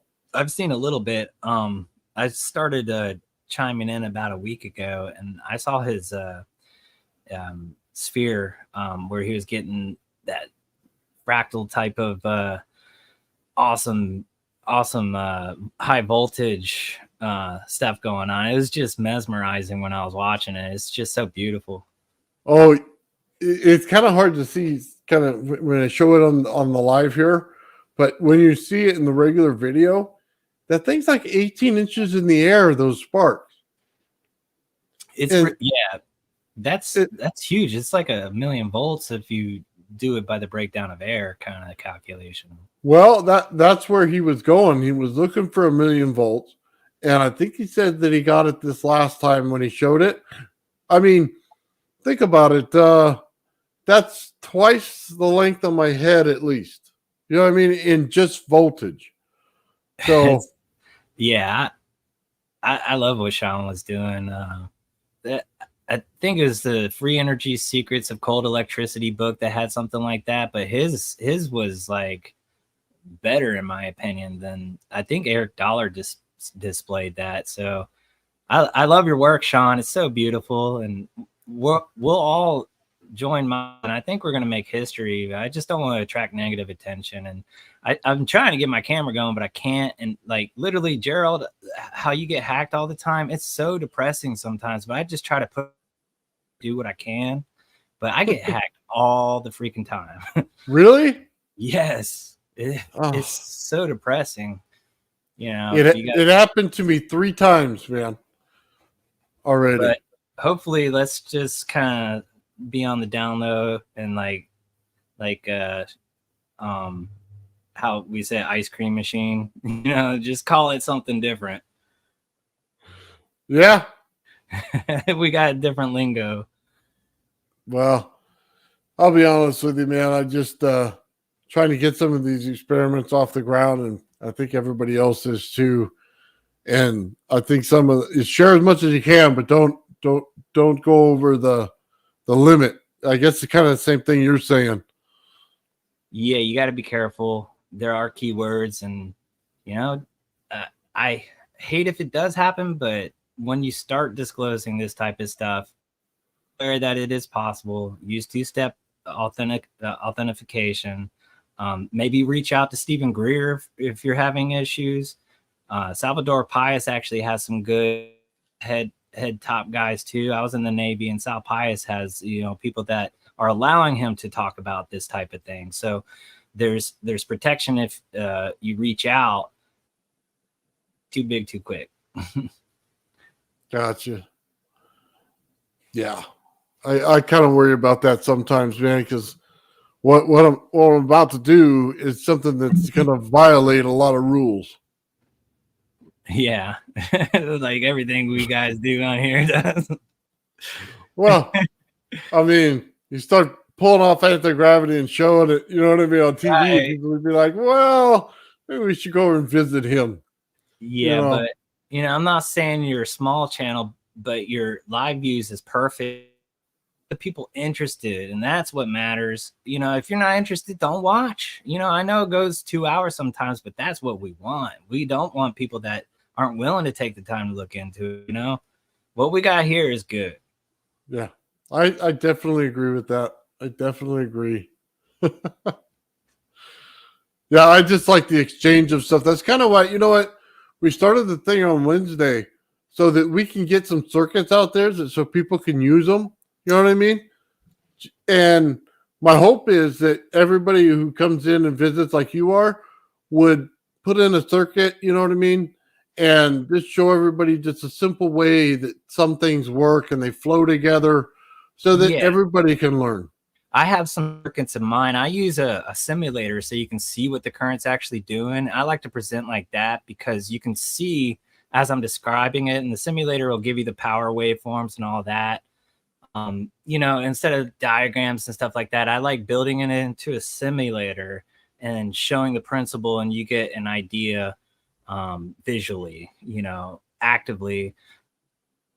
Scopes, you can put the voltage probes wherever you want and stuff like that, and that's the way I like to present. And it really is simple, like you said. I think 10 components or less. It doesn't take much, guys. Tesla didn't have diodes, he didn't have transistors, so you didn't have any of this stuff. He was using relays, and relays are more better to get going because they do allow that back EMF to vibrate, without blowing up a transistor. Relays really, you don't underestimate a relay. I think we can learn a lot from that because these days we're all blowing up transistors everywhere. Yeah, and unless you're willing to pay money for like silicon carbide kind of high voltage diodes and transistors, it runs you into money. But just to get going and explore, just use some relays. It's really easy. Yeah. Well, I can agree with that. So Tesla's hairpin circuit on the spark gap. I was asking Sean about that. I don't know much about this circuit. I'm going to have to dig in deep on it because I don't necessarily use the spark gap. Go ahead. It came from Letraline. He was exploring how the resistance changes with that type of circuit. And if you look at the hairpin circuit, it's almost like a dual piston. Like the two caps pump like two pistons, if you will, through a solid copper bar, and it's that interplay between the caps pumping like a dual cylinder gives you the resistance changes in the copper rod. And he used mica, and that's why I'm saying it's what capacitors you use, because the mica can dissipate the heat. If you use a dielectric that can't dissipate the heat, it's pointless because you're just going to fry your cap, everything. So mica is what Tesla used for that. He also made capacitors that you can look up in his patents that were like electrolytic heat. but yeah, you have to it's better to make your own, really, because the high-end capacitors are going to run you way too much money, but they're easy to build. You can literally just take aluminum foil and plastic wrap and make a capacitor like that, but the plastic wrap is not heat conductive, you know what I mean? But for stuff like that, it's good. Or you could take the aluminum and coat it with aluminum oxide, and that's really good because the aluminum oxide is a really good thermal conductor, but it blocks the current, and that's what you want. You want a dielectric that can both inhale the heat and exhale the heat, if you will. I always wondered about that because we looked at Alexi's device and we always thought he got it out of a junkyard, and then you start to wonder, did he let that build on that plate on purpose? I think so. You know what I mean? Because he's getting some kind of a corrosion on the top of it. And Yeah, it looked... Go ahead. Even just in temperature below being cold, the craft, and then hot on top, that pressure difference from the temperature will just anyways. So the study of where the heat's going is really important. The pressure differential just by a cold bottom and then a hot top will, lift. Gotcha. You're kind of cutting out there. Sorry. It's okay. Am I clipping? Well, you get into the first part of the sentence and then it cut off on the end. Well, I was just saying the pressure differential just by a temperature difference below the craft being cold and then above the craft being hot, just that pressure differential due to the temperature will give you lift. That's interesting that you say that. I was looking into that myself. Yeah, even if on top on the specialized craft that much about, but you can X-ray the air above the craft and ionize it, and the X-rays are what you would as the heat, and then they use bottom with superconducting, say mercury spinning and stuff like that, so but they use the X-rays and stuff like that to ionize the top air above the craft.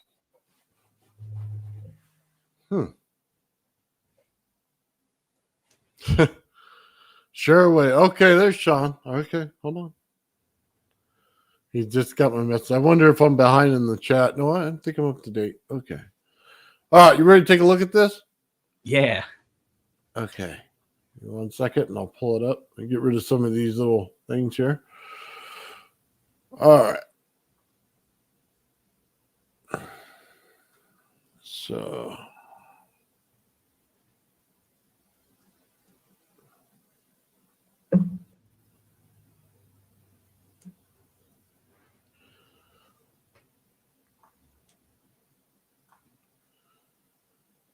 all right. And share that. Share screen. Give me 1 second. Let me unmute this.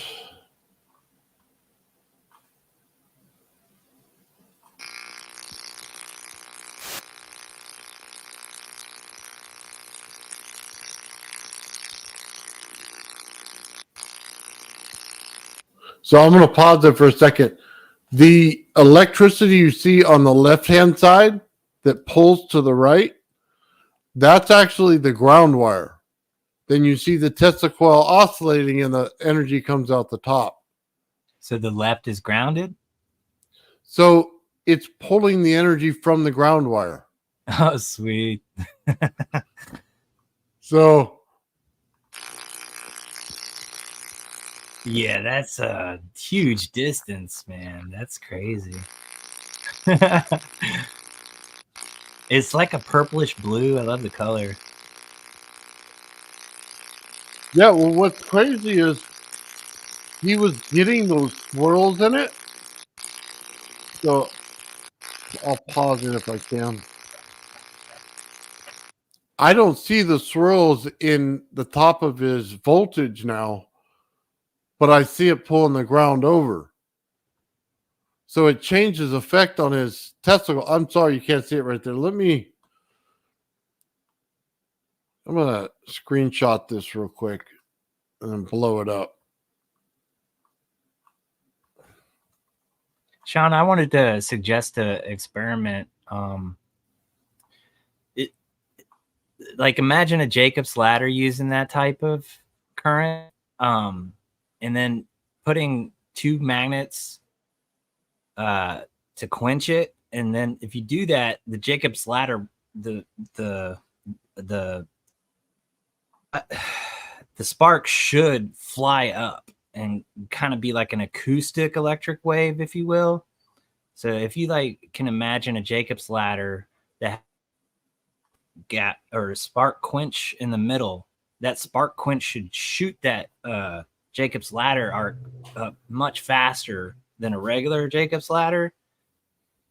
Be able to modify it with audio, make some cool like audio electrosonic kind of waves using a Jacob's ladder that's magnetically quenched.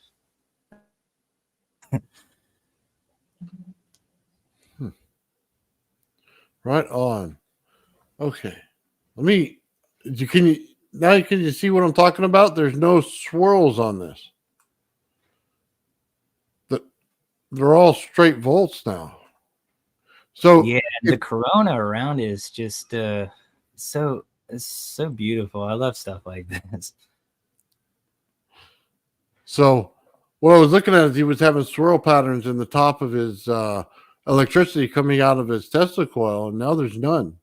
Now it's just flat volt. So that's now missing now that his ground wire is, pushing over, taking it. I don't know how to explain that. I think the video quality is different from what he uploaded you compared to this, correct? It's not going to be as high def. So you may have been seeing it in the one he uploaded to you. And then once it goes live, they have to kind of reduce the definition. So we may not catch it. Yeah, well, let me see. Hold on. So let's go back to the other one real quick. And I'll share. Because they were apparent in everything. So you see, can you see this one pretty good? You could see how thick they are and the swirls in it. So I can't zoom that in. I can see the swirls now. Yeah. Yep. So, yeah. But he didn't have them in the other one. Hey, have you ever tried like a ceramic speaker magnet, sending it through that, like at the base of that, see if it swirls more?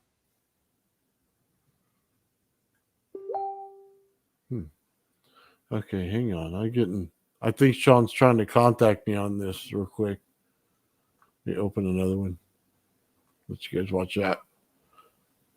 Okay. Yeah, it'd be much easier to chat that way.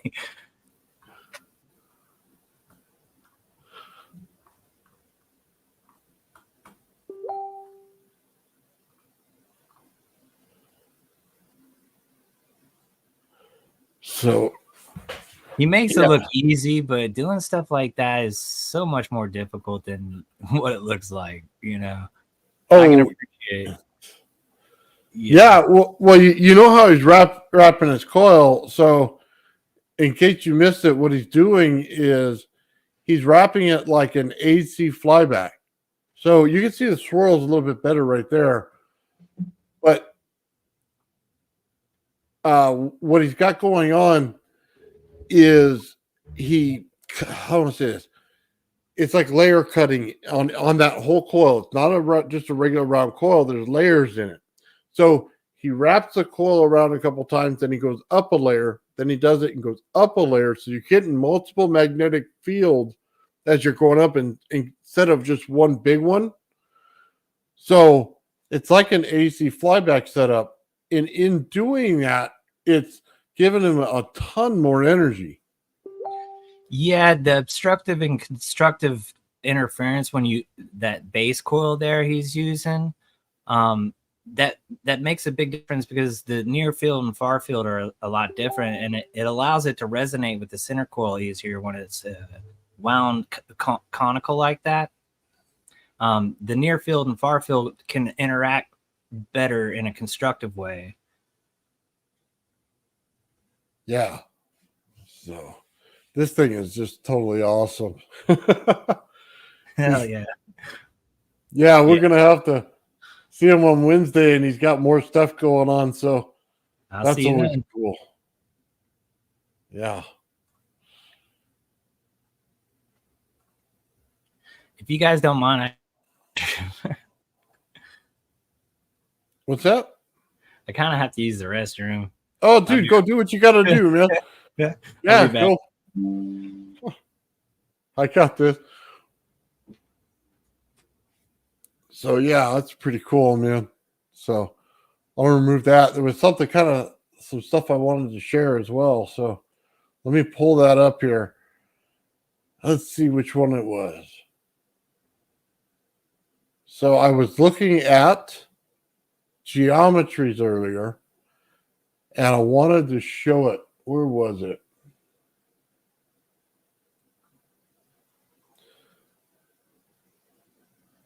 Yeah, here it is. Okay. I'll show this one right here.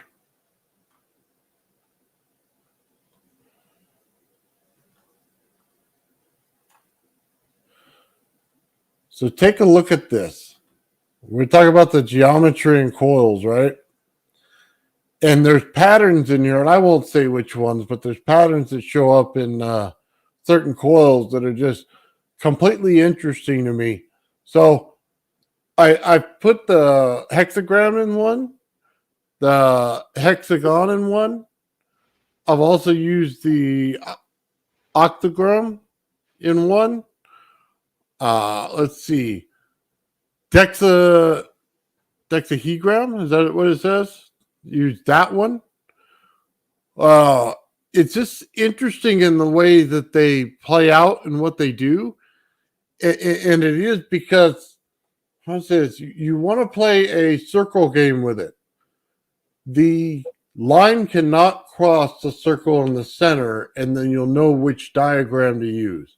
So if you've ever seen any of these things come out and you wanted to know how that's done, you just put the circle in the center and see which ones match. And then it's a process of elimination, and you'll find just about every one you're looking at. Now, there's some that cross build, and you're going to have to figure that one out. And this is how I figured out some of the geometries in certain coils is I looked at the available geometries, and I was able to tell based on what the pattern was when I was finished with it, if it was actually in there or not. So there's, some of them are making backwards patterns. So you look at the line you're actually following, but that's not the pattern you're looking at. The pattern shows up afterwards, like you'll get a stop sign in the center, or, you know what I mean? You'll get one of these other things that show up in there. So I just thought that was interesting in coil building when you're actually doing it. Some of the significances of doing this is in there. So it's not always about the technical lines that you're putting into it. It's what the effect is when you're done sometimes. Then it's how you put it in, you know what I mean, in each coil you put in there. So anyway, that was just something I wanted to share with you on that. And then let's see what else we had in here. This right here is one of the most interesting things that I saw on this. And it's interesting for a couple reasons, because Victor was bringing up the different numbers on the center of the circles here, right? And the patterns. And then this actually overlays the coils in the different shapes that they have going into those patterns.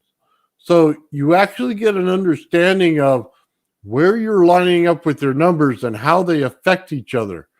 So this is extremely important when you go to do that, because now you can see what areas you're in. What's the fractal pattern of what I'm doing? Where's the vortex at? There's clearly a vortex going on in the center of this. Now this explains the dimensionality of the vortex as you're building your coils based on the shapes that you put in here. So anyway, this is just so awesome to look at. And I think when Gerald and Victor get into this, they'll be able to see based on what they're doing where each thing is. So it takes I want to say like a two-dimensional thing. So like a coil, you could say that it has width and it has height. So you get 2 dimensions out of it. But now we're going to go ahead and put in 3 to 4 dimensions in it based on the fields being created out of it. And this is kind of telling you the geometry, and it's also telling you the dimensionality that you're going to have when you're doing this. So it's very interesting. And obviously we know the golden ratio right here, right? And it tells you something right here, but I'm going to tell you that's not the answer I got out of it. It's the 180 degrees on each coil that tells you a little bit more in here. So anyway, just kind of an interesting thing I thought I'd bring up out of there. I don't want to get too far into it because that's, Gerald's cup of tea. I'll let him explain it. It's just something that I ran across that I had to show that was really interesting. So, and then there's this right here. So I don't know if anybody's really looked at this too good and understand some of the significances in this. So they always say what grows or what's above is below. And if you think of the outside of this, on the outside, if you put a tree, then it clearly shows you right under the outside rim here that the roots are growing underneath. But then it shows you a building that's growing the opposite way. So is there an inner earth? It's always an interesting question that comes out of this. If you take this and put it in 3 dimensions, what happened? You start to build the same thing we're building in these coils, that field, that same thing we were talking about on the earth and stuff, on how the field's built. So you see the top and the bottom are open. We see that the field's going through. We obviously have a north and a south in this. So if you start looking at it in 3 dimensions, not popping out like a 2 dimension, we're looking at a full 3D 3 dimension on this like it was a sphere, then it completely changes the outlook of what this actually is. Now we can start to see, okay, we have fields that are interacting on the outside portion in here. On the inside portion, we also have 2 fields interacting. We also have time dilation going on in here on the inner earth part of it. So it kind of tells you a lot more interesting facts than you would think. And you go, okay, the Aztecs always believed that we came out of, we were born in caves. And they showed the cave thing in there. But I don't think it's actually a cave that they're trying to say. It's trying to say that the caves represent the resonance in the chamber of the caves. Then if you look at this, you say, okay, if I created a resonance chamber with different geometries, what it would look like? Well, it would look just like the center of this. You would actually be able to create different frequencies and that type of geometry in the center of that. So is the Earth a resonance chamber? I just find the whole subject fascinating when you can start to look at this thing a lot differently than what you traditionally look at it. Sure, it's a calendar. That's great. But there's more here. There's just more here when you read into it. So anyway, I just thought that was interesting to kind of show. Yeah, the Aztecs were primitive. They knew more about calendar work than, it's just, how do they know? They were not primitive. No. But it goes to more of what they knew before our time was here. They pulled something off that they knew something about the earth, the frequency of the earth, the resonance of the earth, how the fields are built. And it says it right in there. Yeah. Especially like Schumann resonance related stuff. I'm sure like they probably knew it all, man. It's all lost with the Library of Alexandria. Like they had it all down pat and then just got wiped out. It's just such a shame. It's probably the most thing that's happened in our past, that wipe out of Library of Alexandria. We lost so much knowledge, and imagine where we could be today if that never happened. Well, I think when we start looking at this kind of stuff, that as long as we realize that the geometry is guiding us somewhere, I think we'll be okay. Yeah. I'm all about the geometry, but like I said, mine's a 3-space 2-time because Newton's gravitational constant is 3-space and 2-time. If you look at it in unit systems, okay, it's 2 times, but the 2 times are one toroidal and the other poloidal. And you can say the poloidal is the imaginary plane, a complex plane to the toroidal, but there's 2 axes of rotation going on in a torus, like a smoke ring. You know, it rotates along its toroidal axis, and it also rotates within that axis. There's two times going on, and one we call imaginary, but I hate that word. I like to say complex. Well, check it out. So here's this coil. Do you notice the bottom's curve shape? Gerald calls the outside of this the pinch. And it's starting to get your toroidal field going. Yeah, So, that's where the vector potential comes in. Yeah, and then the inside, if you see it, there are different layers on the inside of this thing. And this is by no means like Gerald's coil. His is much better, but I'm just showing you the kind of some of the intricate things that go on in these things.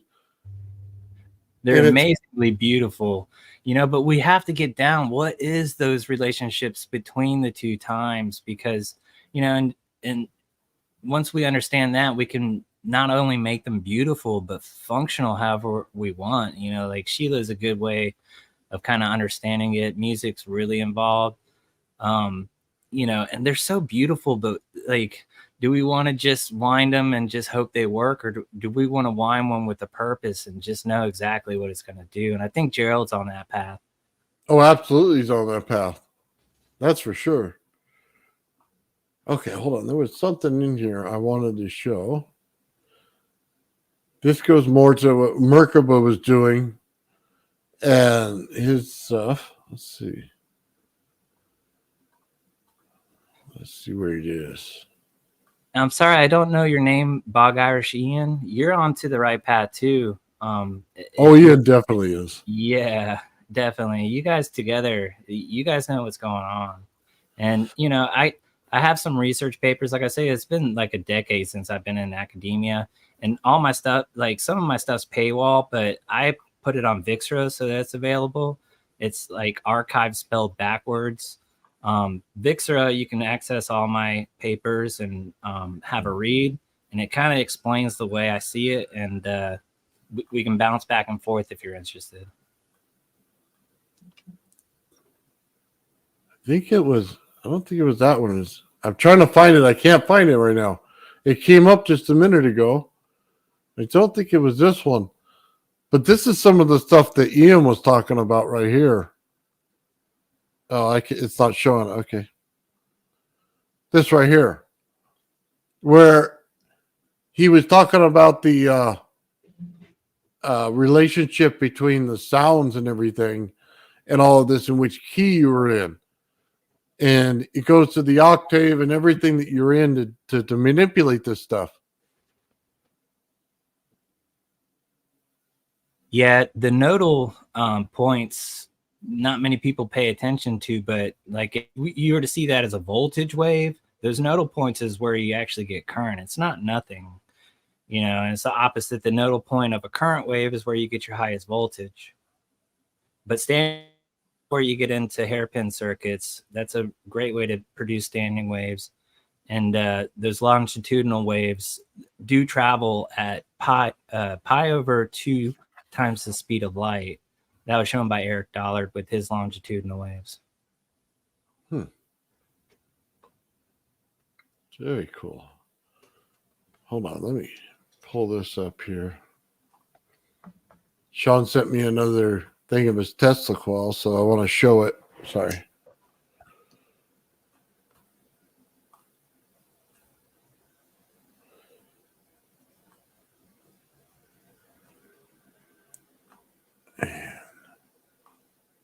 Okay, there we go. Make sure you see it.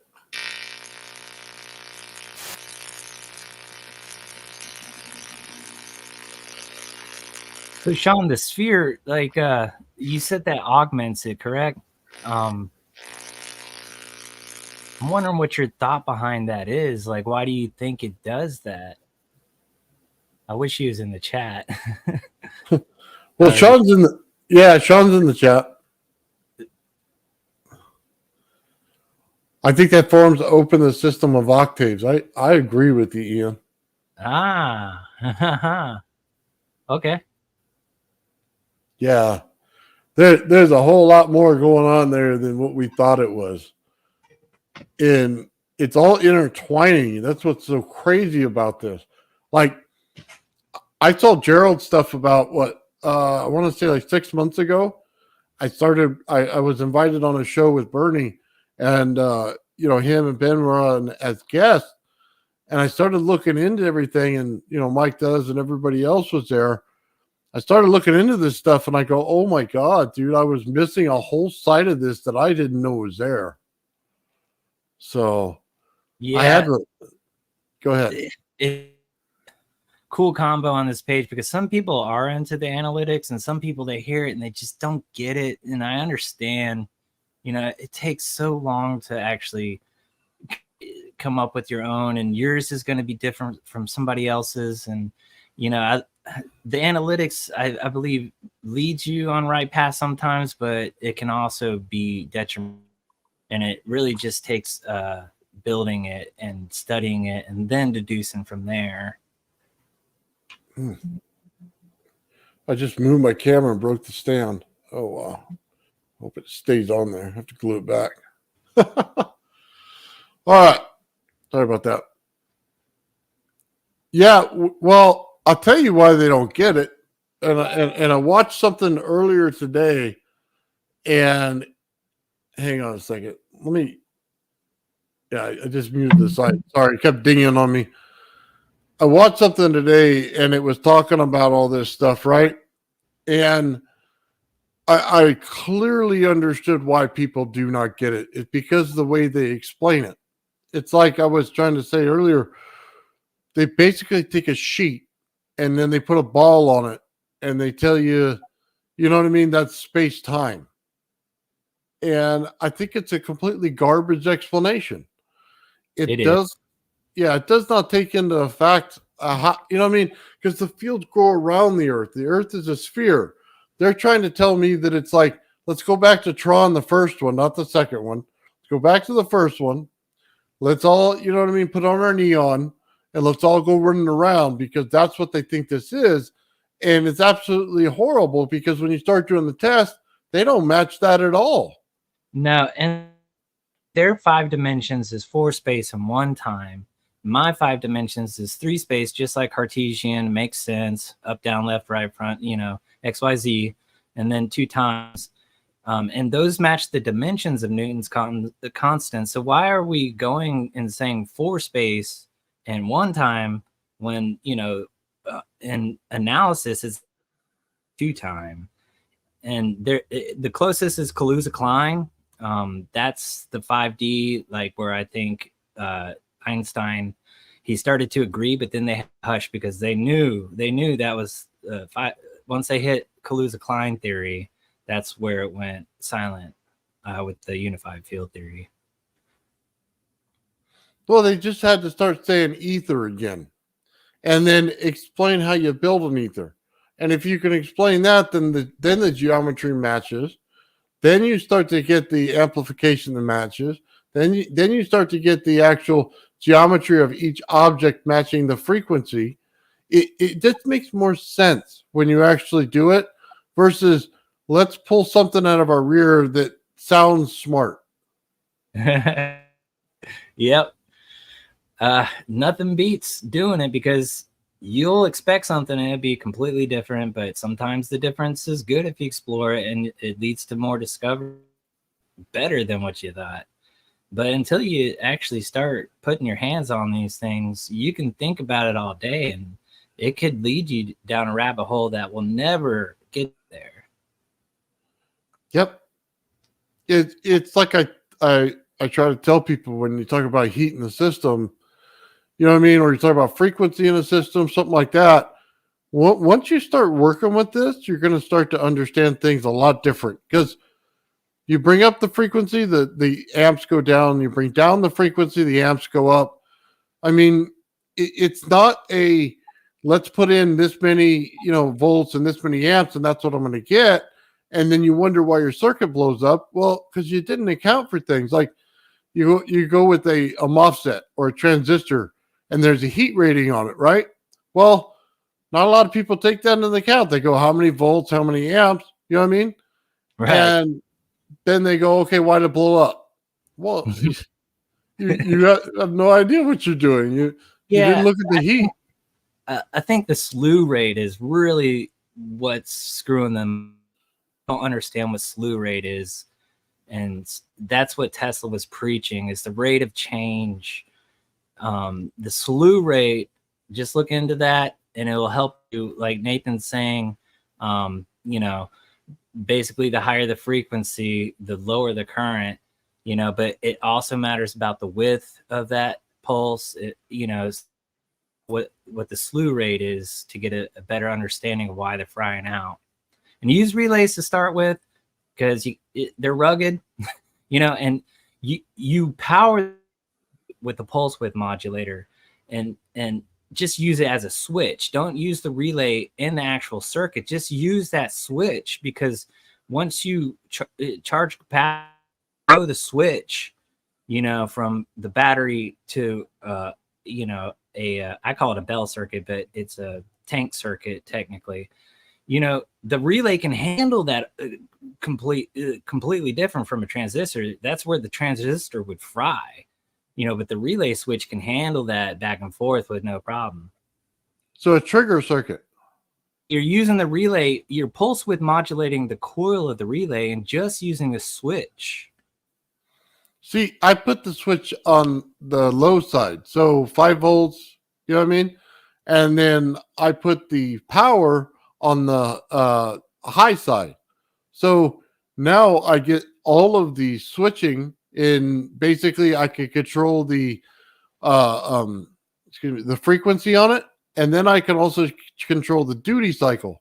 So I can control how long that pulse goes, and then I can also change the frequency higher and lower based on that low side, while the high side just runs straight power.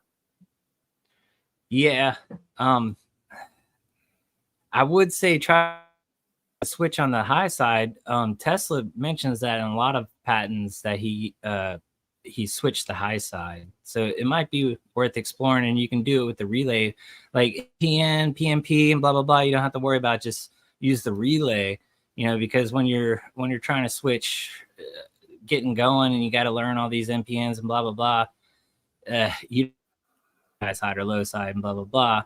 But, just use a relay and switch both sides and study what happens. There is a difference between the high and low side switching. Yeah. It's always interesting to get into that. I always keep it simple. You know what I mean? So that people can learn it and then they can dive into that and find the difference. Exactly. Yes. Imagine being Tesla without any diode. Not even a basic diode. This guy didn't have. I mean, he made magnets, but he didn't have it, and he did it. So what does that tell you? Yeah. Well, it tells you he knew a lot more about energy than we currently do. You know what I mean? As a general thing. But he also didn't have to deal with electronics and things blowing up in that level. He could just build it as big as he wanted. Right. He was a master at building them. And, like I said, you'll pay a fortune trying to find that right capacitor, the right capacitance and voltage rate and blah, blah. Just make it. And it's not that hard. Yeah. But yeah, Tesla was just a master builder, and he started with his first patent was a commutator, which is basically a cylinder that acts as a relay. So that's where he started. So that's the roots. It's just a cylinder that has insulation, conductor, insulation, conductor. He spun it, and that's how he controlled it, like a Newman motor, where you have the contact brake, So it's basically like a spinning relay that he started with. That's his very first patent, was a commutator. Okay. Hey, I wanted to show you this real quick and get your thoughts on it. Let me see if I can't share it real quick.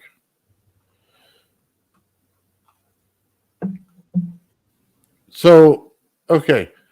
What's going on here is the microwave is being used as a Faraday cage. And then inside, he's got the lights in there, okay, LED lights. And then he touches a line on the outside, and it'll actually turn on the lights on the inside. So let me go ahead and play it and show it for you. Make that bigger.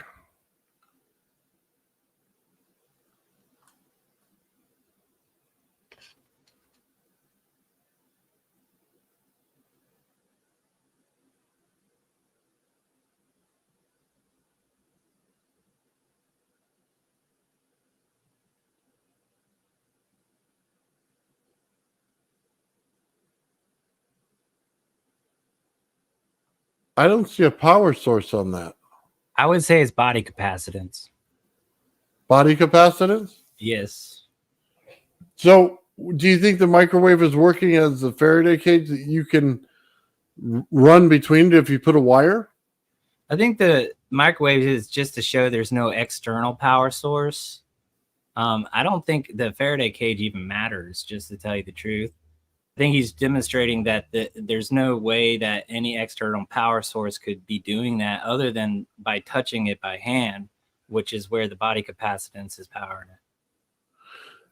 So, okay, I got a question. Can you explain the body capacitance so that we understand it? Yeah. So if you like, I mean, it gets kind of into esoteric things, but like when you study, how ancient Chinese people used to kind of use wind bending, if you will, what they would do is they would lay on the ground, okay, and you're parallel with the ground, and then they'd stand up. And then they lay on the ground, and then they stand up. And by rapidly doing that, you're charging your body, and on your body can hold a capacitance. And you can use the earth itself just by laying down, standing up, and laying down to charge your body up. And the more you do that, the more your body gains capacitance. But all the cells in your body act like small capacitors. And just by sizing your capacitance, you could bring it up so that you could store more charge. But normally you don't store much charge because you're not purposefully trying to increase your body capacitance. Regular body capacitance, that's how you can, grab the antenna of an old TV and tune in, because your body's acting as the capacitance,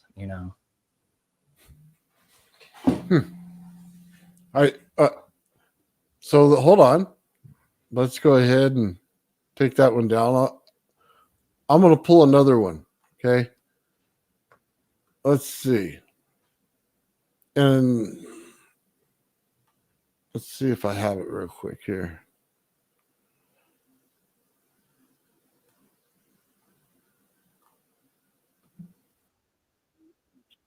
Okay. Found it. So I thought the same thing was going on with this. So I'll just show this. The coil. Real quick before I start, what I think is going on is I'm getting vibration in my big coil that I'm pulling the wire from, and it's shaking the table, just so you know what's going on. The big spool of wire got a resonance frequency.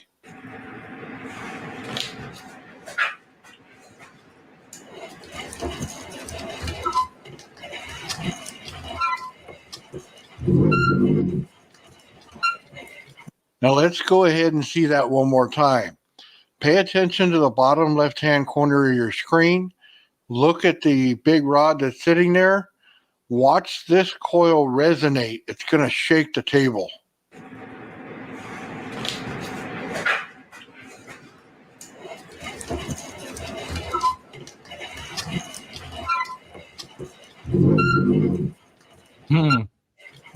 This full of wire is the one that's making the resonance.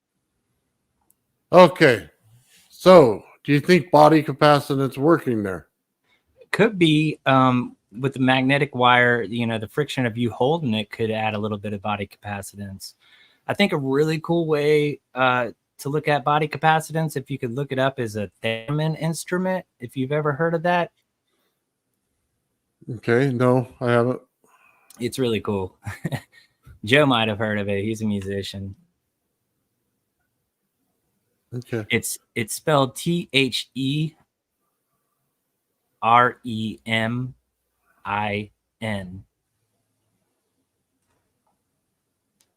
Say that one more time. 2HD. Sorry, THE like V Okay. REIN. Theremin. Let's see. I hope I got it right. Not getting any pictures of instruments. You could probably find a good YouTube video. You don't even touch it, and you make the sound by just. Is that the radio thing? The radio sound? It kind of, well, we got to look it up. It's not. Yeah, really it is. It's what Sheldon used on The Big Bang Theory. Yeah, maybe. I haven't seen that, but sounds like something they do. Oh, hold on.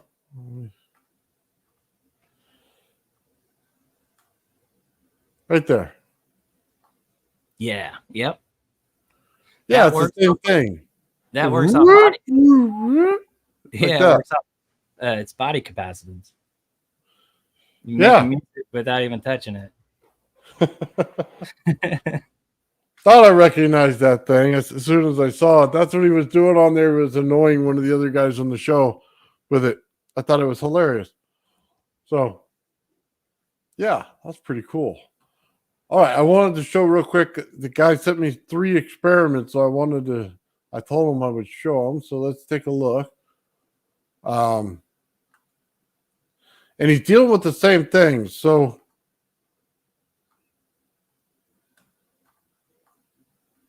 okay.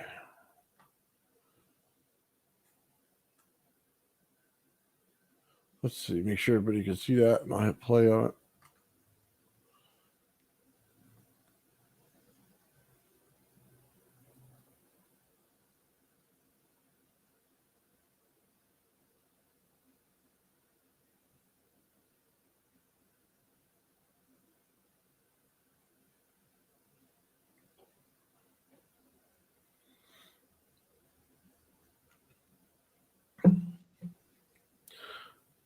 So it looks like he's got the same coil, the same lights, but I'm worried about where the other wire is connected. So let me. You see those 2 diodes? It looks Yeah. like an Avermenko plug. You can do that with Avermenko plugs to pick up the electric field. That looks like what he's doing is using an Avermenko plug. Okay. And he's just picking up the electric field in the coil? Is that what's going on?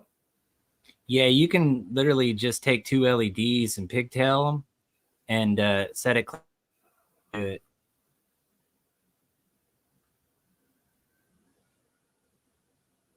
But they got to be, one up and one down. Okay, you cut out most of what you were saying right there. Can you say it again? Yeah, if you take 2 LEDs, oriented one up and one down, and pigtail them, up the electric field from that coil. Okay. All right, and there's one more. Don Smith used to kind of probe around his equipment. He would, make an Avermenko plug detector, if you will. Okay. This one right here.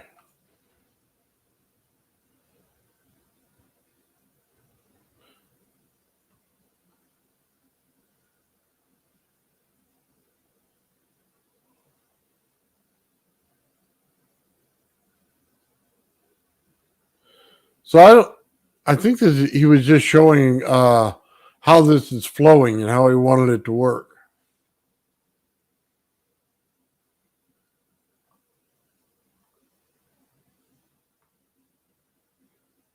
So anyway, all right. We'll start that. Sorry about that, man. I always want to look when people send me stuff and see what's going on with it. You know what I mean?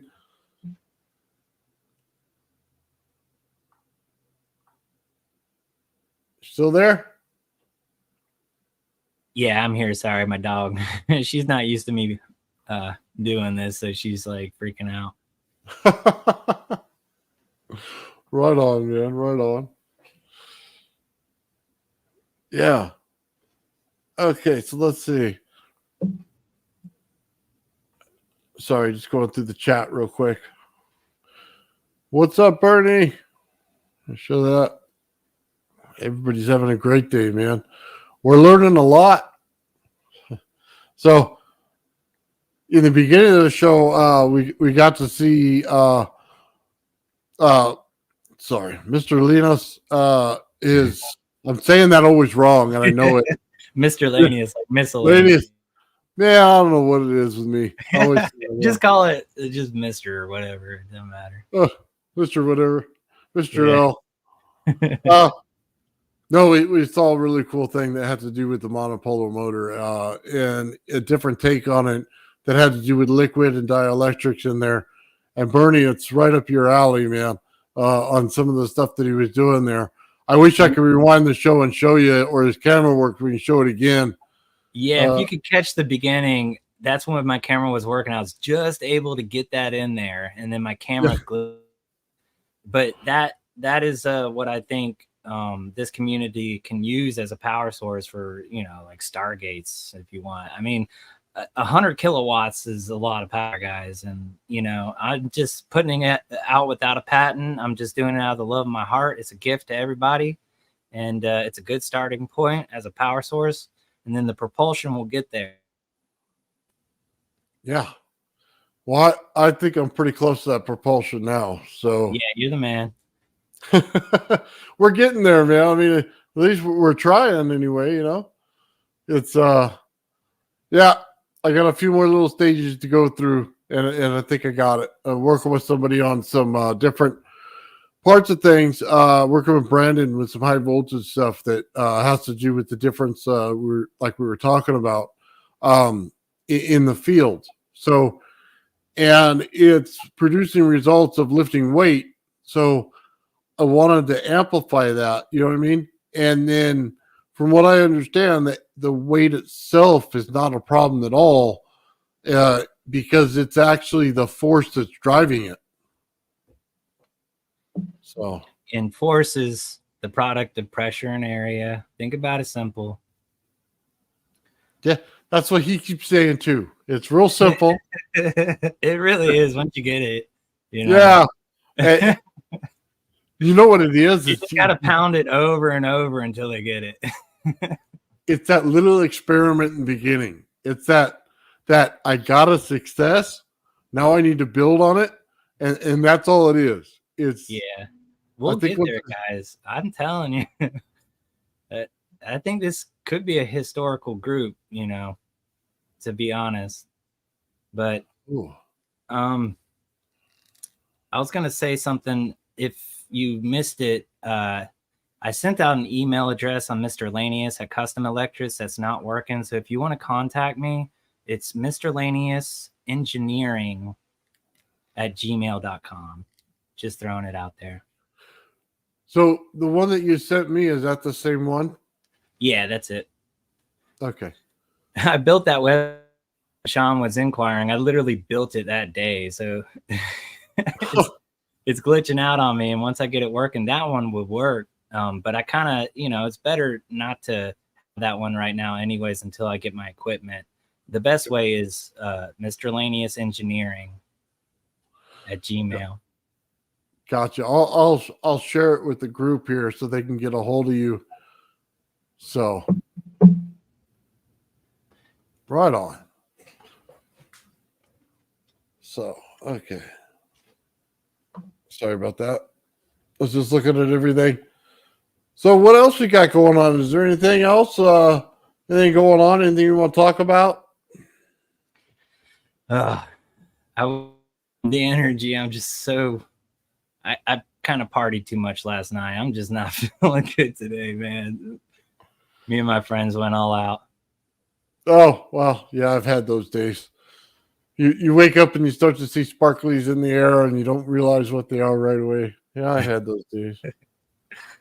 But it's always fun chatting with you guys. I mean, it seems like we could talk all day, but unfortunately we all have different schedules and, you know, Yeah. but Well, it's late where you are right now, isn't it? yeah, 3 hours ahead of you. It's 3:25 right now. Oh, wow. I live in Georgia, so you got to be like California. California, yeah. Yeah, yeah. So it's the biggest time gap. Right on there. Well, you know what? You came on the show, man. You're part of the crew. So anytime you want to pop back on, let me know in the chat or something. Just say, hey, let me on. I'll send you the email. You know what I mean? And Thank then you can come on anytime you want and discuss everything. I really enjoy when we have people like you come on and then we have crosstalk between all the other adventures that are going on. Like, Yes. for like you, go ahead. Rewatch it because, you know, I want to see the comments and everything, you know, so I do go back in and watch the comments and stuff, and I can't catch everything right now, but I look back on it, and, you know, it's just such a blessing to have a group like this. So thank you guys so much. It's nice to meet everybody. Yeah, we got a good group, man. We got an outstanding audience in the chat, and I think eventually everybody in the audience will join the show at some point. You know what I mean? That they're comfortable and ready to do so. Because I think there's always people out there that are holding back a little bit, and they got something. You know what I mean?